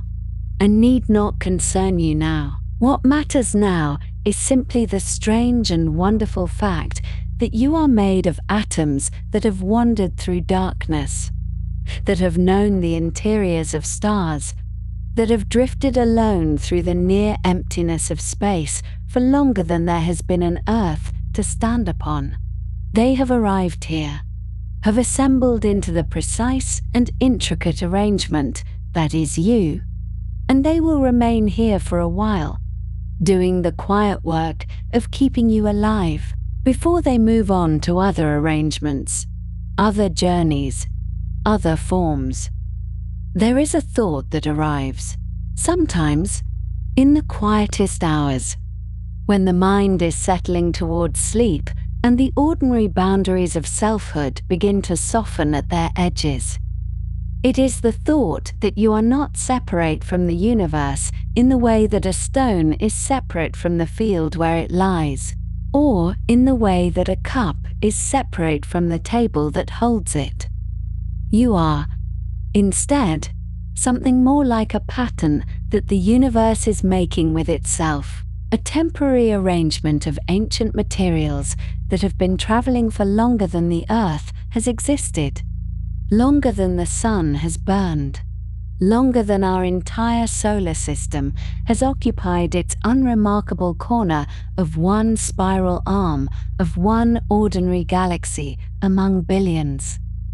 This is not a mystical proposition, though it may feel that way in certain lights. It is simply what the physics tells us, patiently and without drama. when we follow the atoms backward through time. Carl Sagan understood this, and he spoke of it with the kind of steady wonder that does not need to raise its voice. In his 1980 series, Cosmos, and in the book of the same name, he offered a phrase that has since become one of the most recognizable sentences in popular science, a phrase that has been quoted so many times that it has almost become part of the air we breathe, which is fitting when you consider what it describes. "We are made of star stuff, tough," he said. And he meant this in the most literal and unpoetic sense possible. The calcium in your bones was manufactured in the final stages of a massive star's life. The iron in your blood was forged in a supernova, that catastrophic explosion that marks the death of stars far larger than our sun. The oxygen you are breathing in this very moment, slowly and steadily as you settle into rest, was assembled by nuclear fusion in the cores of stars that died before the Earth was born, before the cloud of gas and dust that would become our solar system had even begun to collapse under its own gravity. Sagan was not offering a metaphor. He was describing, with scientific accuracy, the provenance of the matter that composes you. What makes this understanding so quietly profound is that it is not a general truth about humanity as a species, or about life as a category. It is a specific truth about you, about the particular atoms that are currently arranged in the shape of your body, that are holding the weight of your head against the pillow, that are moving gently with the rise and fall of your chest. Those atoms have histories that precede you by billions of years, and they will have futures that continue long after the pattern, that is you, has dissolved back into the great cosmic inventory. You are, in this sense, a brief custodian of materials that belong to the universe at large, materials that have been lent to you for the duration of a single human life, which is such a short span of time when measured against the ages of stars that it barely registers on the cosmic scale. Jennifer Johnson, an astronomer at Ohio State University, spent years working to make this understanding more tangible for people who are not astrophysicists. In 2017,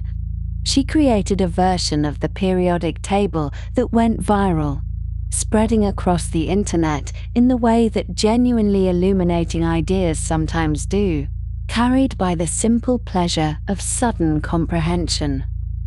Her periodic table was color-coded not by the chemical properties of each element, as traditional periodic tables are, but by the astrophysical origin of each element, showing where in the universe that particular type of atom was manufactured. Hydrogen and most helium were colored to show they came from the Big Bang itself, those primordial minutes when the universe was still hot enough for nuclear fusion to occur in open space. Heavier elements were assigned different colors depending on whether they came from exploding massive stars, from the slow stellar winds of dying red giants, from neutron star mergers, from cosmic ray fission, or from other exotic processes that sound almost fictional when you first encounter them, but are simply part of the unremarkable machinery of the cosmos. What Johnson's periodic table showed, with elegant simplicity, is that you are not made of material from a single source. The oxygen in your lungs came from one type of stellar event. The iron in your blood came from another. The gold in the trace elements of your body, the tiny amounts that exist in your blood serum and elsewhere, came from the collision of neutron stars, those impossibly dense remnants of supernovae that sometimes spiral together and merge in events so violent that they produce gravitational waves detectable across the universe. You are assembled from the products of many different cosmic factories, many different stellar deaths, many different moments scattered across the 13 billion year history of our galaxy. This leads to an idea that may seem strange at first, but becomes almost obvious once you sit with it for a moment. The atoms in your left hand may have come from a different star than the atoms in your right hand. The carbon in one cell of your body may have been manufactured in a red giant star that died 8 billion years ago in a quiet region of the galaxy,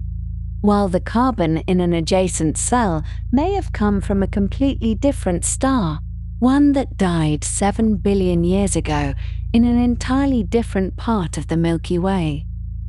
You are not merely star stuff. You are the aggregated materials of multiple stars,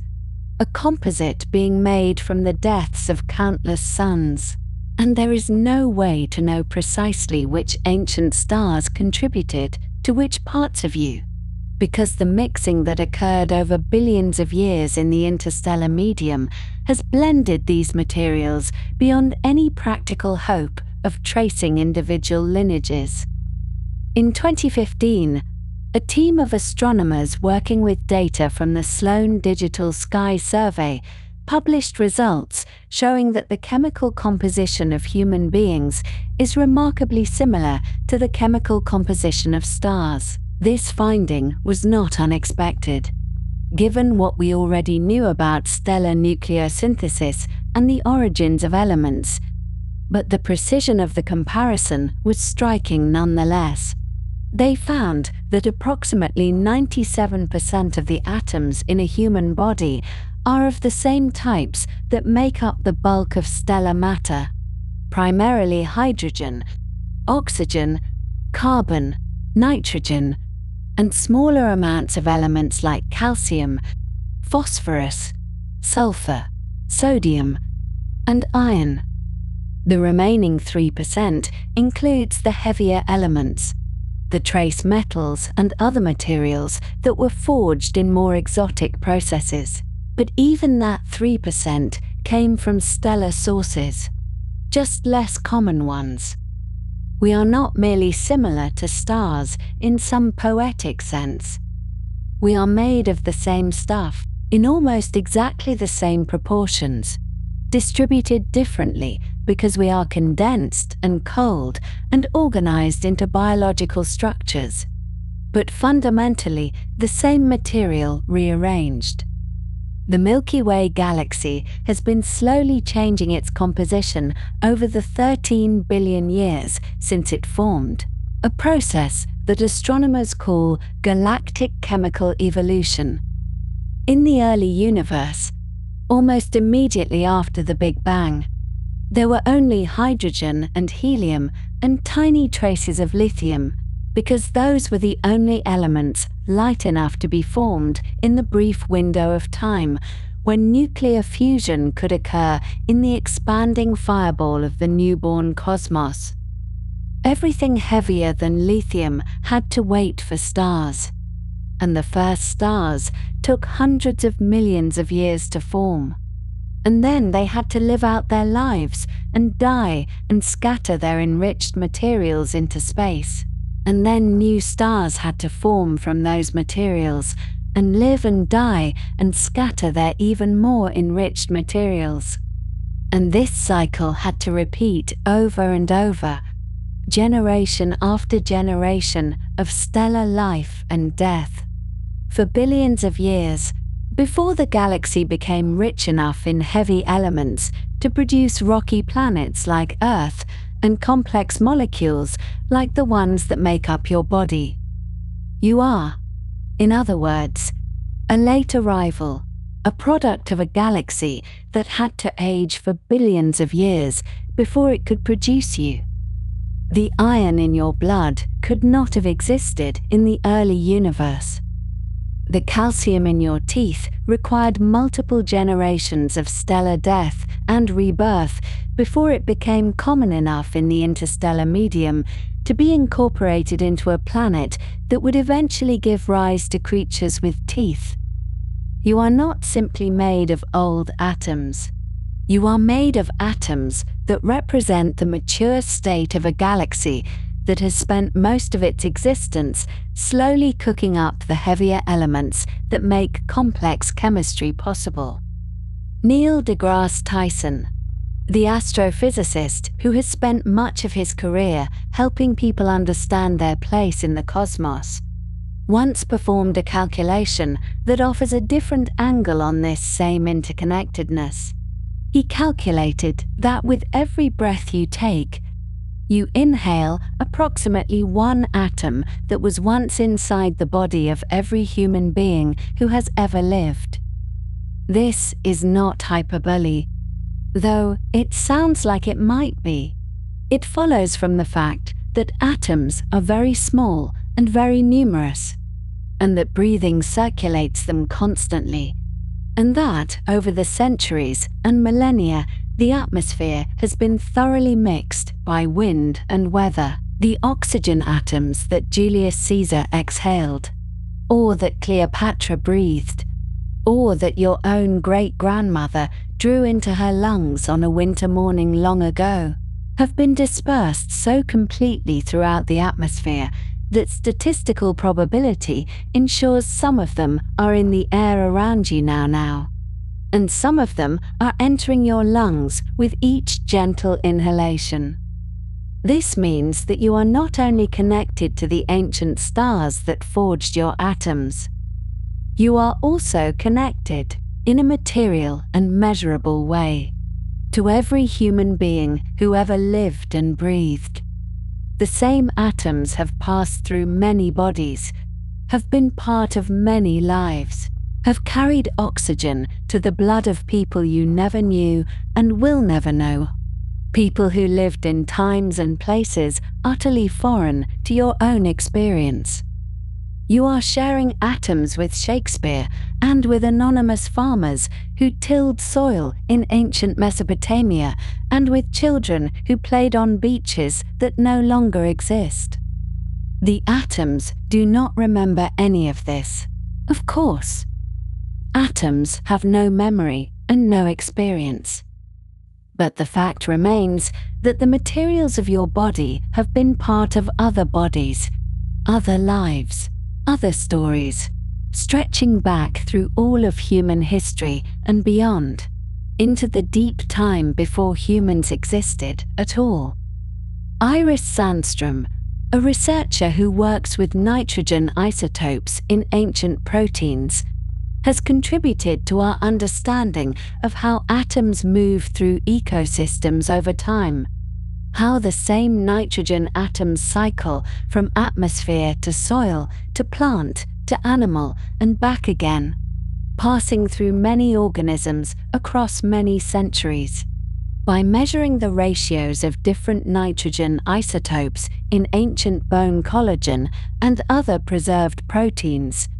researchers can trace how atoms moved through food webs in ecosystems that no longer exist,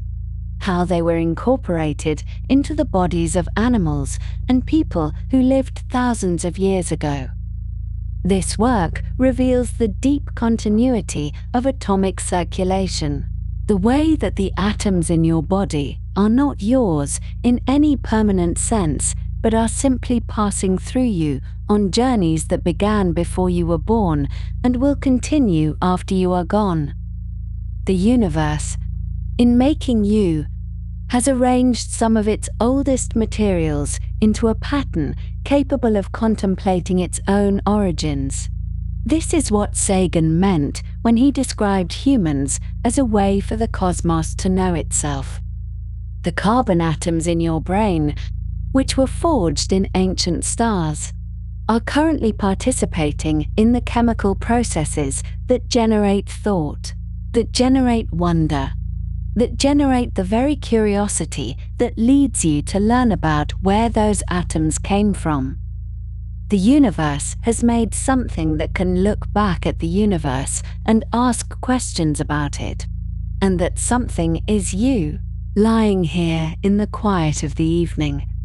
breathing slowly, thinking ancient thoughts with ancient atoms. There is nothing you need to do with this understanding. It does not ask anything of you or demand any particular response. It is simply a fact about the nature of things. A fact that you can hold lightly as you drift toward sleep,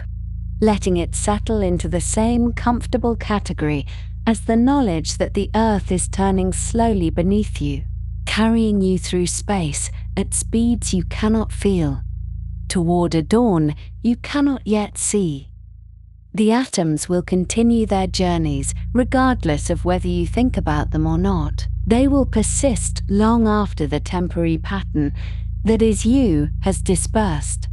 And some of them will become part of other patterns, other arrangements, other beings that will never know they inherited materials from your body,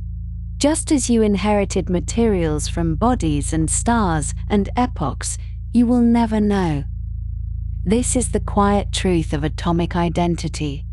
the understanding that you are both ancient and temporary, both individual and continuous, both a distinct being and an inseparable part of a universe that has been recycling its materials for nearly 14 billion years. It is a thought you can carry into sleep, letting it grow hazy and soft around the edges, letting the boundaries of self grow similarly soft, recognizing that those boundaries were always somewhat provisional anyway, that the atoms do not recognize them,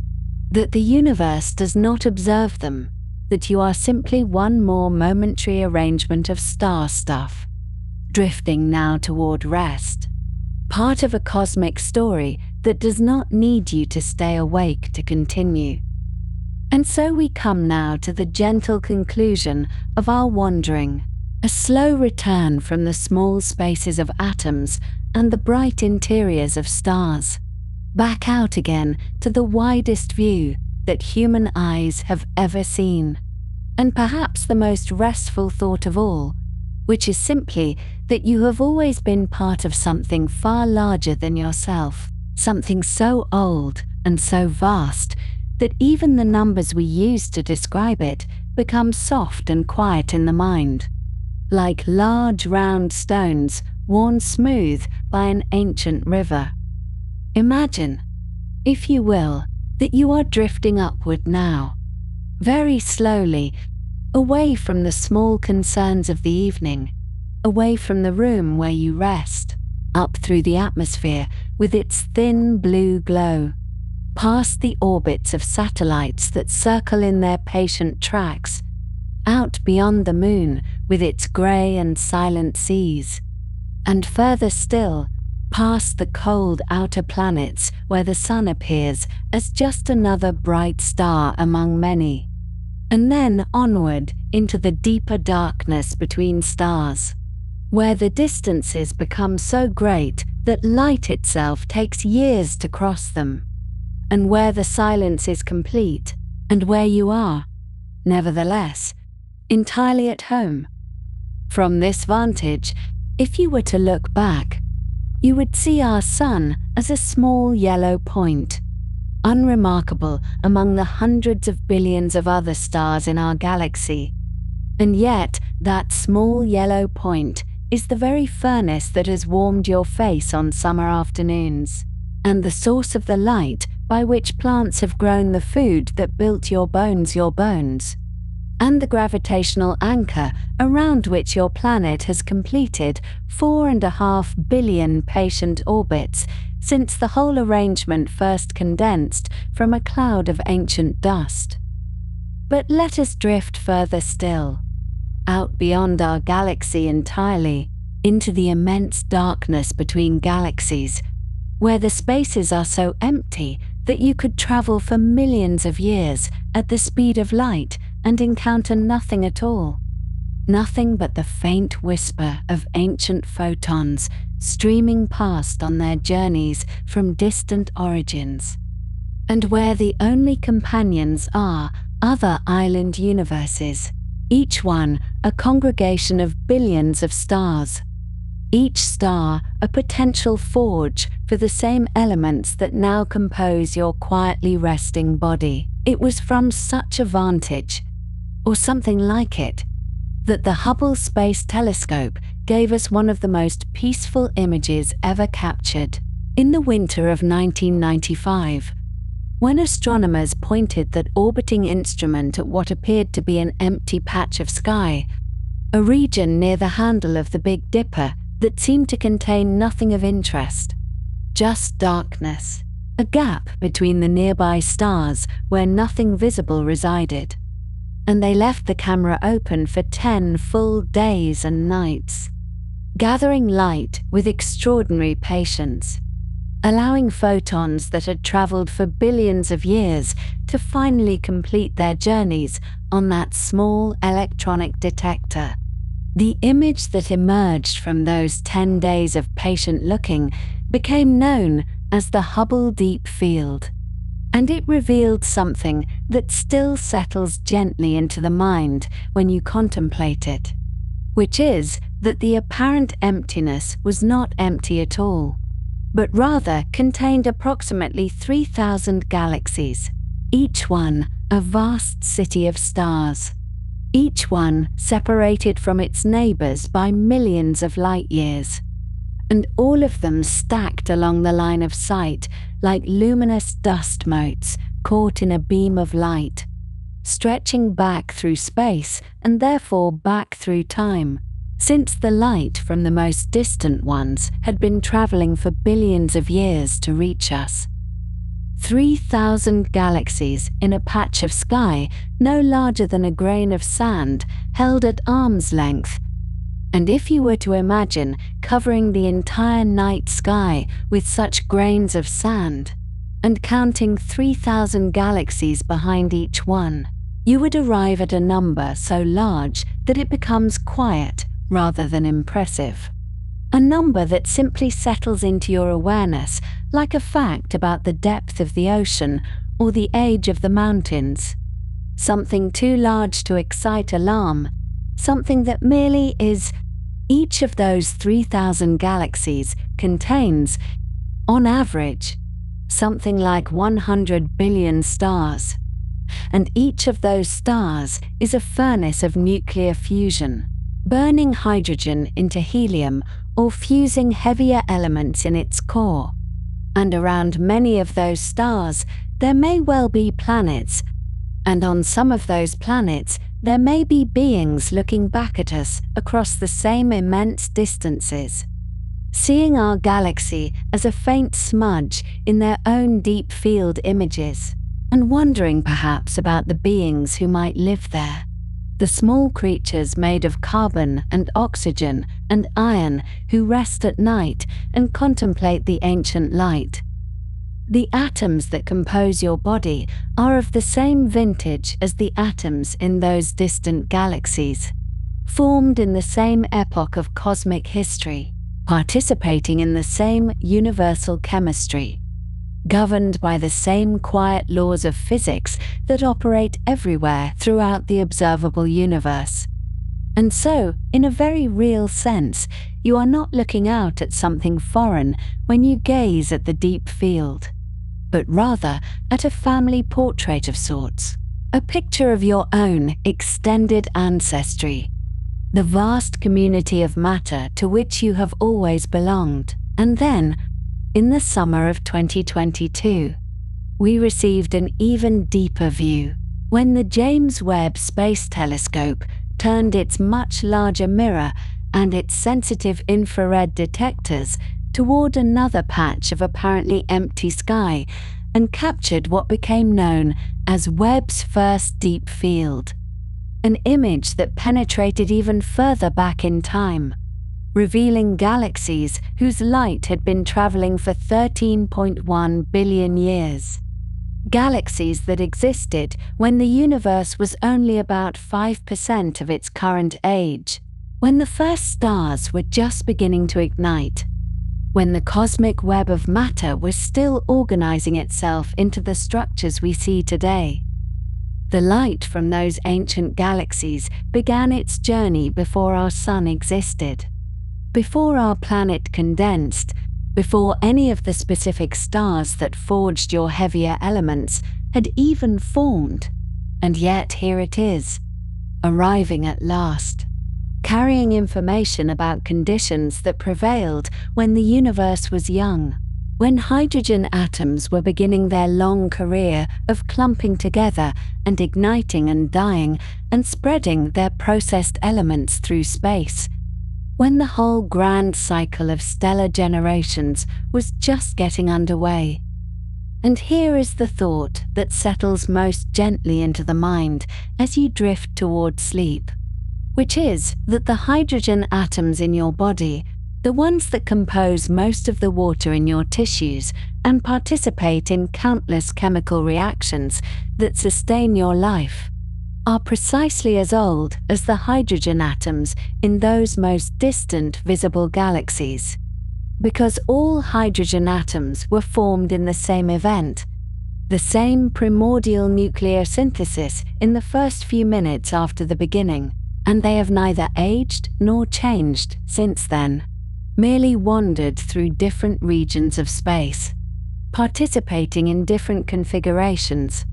finding their way eventually into stars and planets and living beings, but remaining throughout all of it the same ancient hydrogen, the same primordial stuff. So, as you lie here in the darkness, you carry within you matter that is contemporaneous with the oldest light that any telescope can see, matter that was present when the universe was small and hot and simple, matter that has witnessed, if matter can be said to witness anything, the entire history of cosmic evolution, the formation of the first galaxies, the ignition of the first stars, the creation of the first heavy elements, the condensation of planets around young suns, and now, here, tonight, the quiet experience of a living being settling into rest. You are not merely in the universe, in the way that a fish is in water or a passenger is in a vehicle, but rather you are a particular arrangement of the universe itself, a temporary configuration of ancient matter that has come together for a while in a pattern we call you, and you will remain this pattern for a time, and then you will change, and the matter will continue, as it always has, as it always will. And this brings us to the long future, which is perhaps the most restful thought of all, because it reminds us that nothing is wasted, that everything continues, that the atoms you borrow for a lifetime will be borrowed again by other configurations, other patterns, other beings perhaps, and that this process will continue for as long as stars burn and planets form and chemistry does its patient work, in approximately 5 billion years, which is a very long time but not infinite. Our sun will exhaust the hydrogen fuel in its core and will begin to change, swelling outward as it fuses heavier elements, expanding into what astronomers call a red giant, growing so large that it will engulf the inner planets, including perhaps the orbit where Earth now travels. And when this happens, whatever remains of our planet, whatever has not already changed and dispersed, will be returned to space, vaporized in the outer atmosphere of the dying sun, released as atoms and simple molecules into the surrounding volume, where they will drift and cool and eventually participate in the next generation of cosmic structures. The carbon atoms that now help form the proteins in your muscles, the oxygen atoms that now bind to the iron in your blood, the phosphorus atoms that now link together in the long chains of your DNA, all of these will be released back into the interstellar medium, joining the thin gas between stars, mixing with the debris of other dead stars. accumulating perhaps in a new cloud of gas and dust that will one day collapse under its own gravity and ignite a new star, around which new planets may form, on which new beings may arise. Beings made partly of atoms that once participated in you, atoms that once helped you think and breathe and sleep. And this is not a distant or abstract possibility, but the normal way that matter cycles through the universe, the same process by which your atoms came to you in the first place. The same stellar recycling that has been operating since the first generation of stars lived and died. The same ancient pattern that makes you both a borrower and a lender in the great economy of matter. The physicist Enrico Fermi, whose name you might recognize from the story of nuclear physics, once performed a calculation that illustrates how thoroughly atoms disperse and remix over time,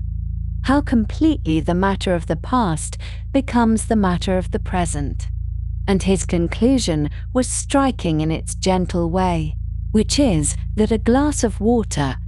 any ordinary glass of water drawn from any tap in any city in the world, contains atoms that were once part of every other glass of water ever drunk by anyone, ever, throughout all of human history. The arithmetic behind this calculation involves the vast number of molecules in even a small amount of water, and the long time over which water has been cycling through Earth's systems, evaporating from oceans and falling as rain and flowing through rivers and being consumed by plants and animals and people. And the result is that atoms mix so thoroughly, given enough time, that any given glass shares molecules with every other glass, including the water drunk by every person who has ever lived, every animal that has ever swallowed, every plant that has ever absorbed moisture from the soil. So when you drink a glass of water, you are participating in a communion of matter that stretches back through all of history, sipping atoms that have been part of countless other configurations, countless other bodies, countless other moments of rest and waking. And when you exhale tonight, you will release atoms that will eventually find their way into other beings, other glasses, other moments of quiet contemplation in distant times and places. You have always been ancient, in the way that all matter is ancient,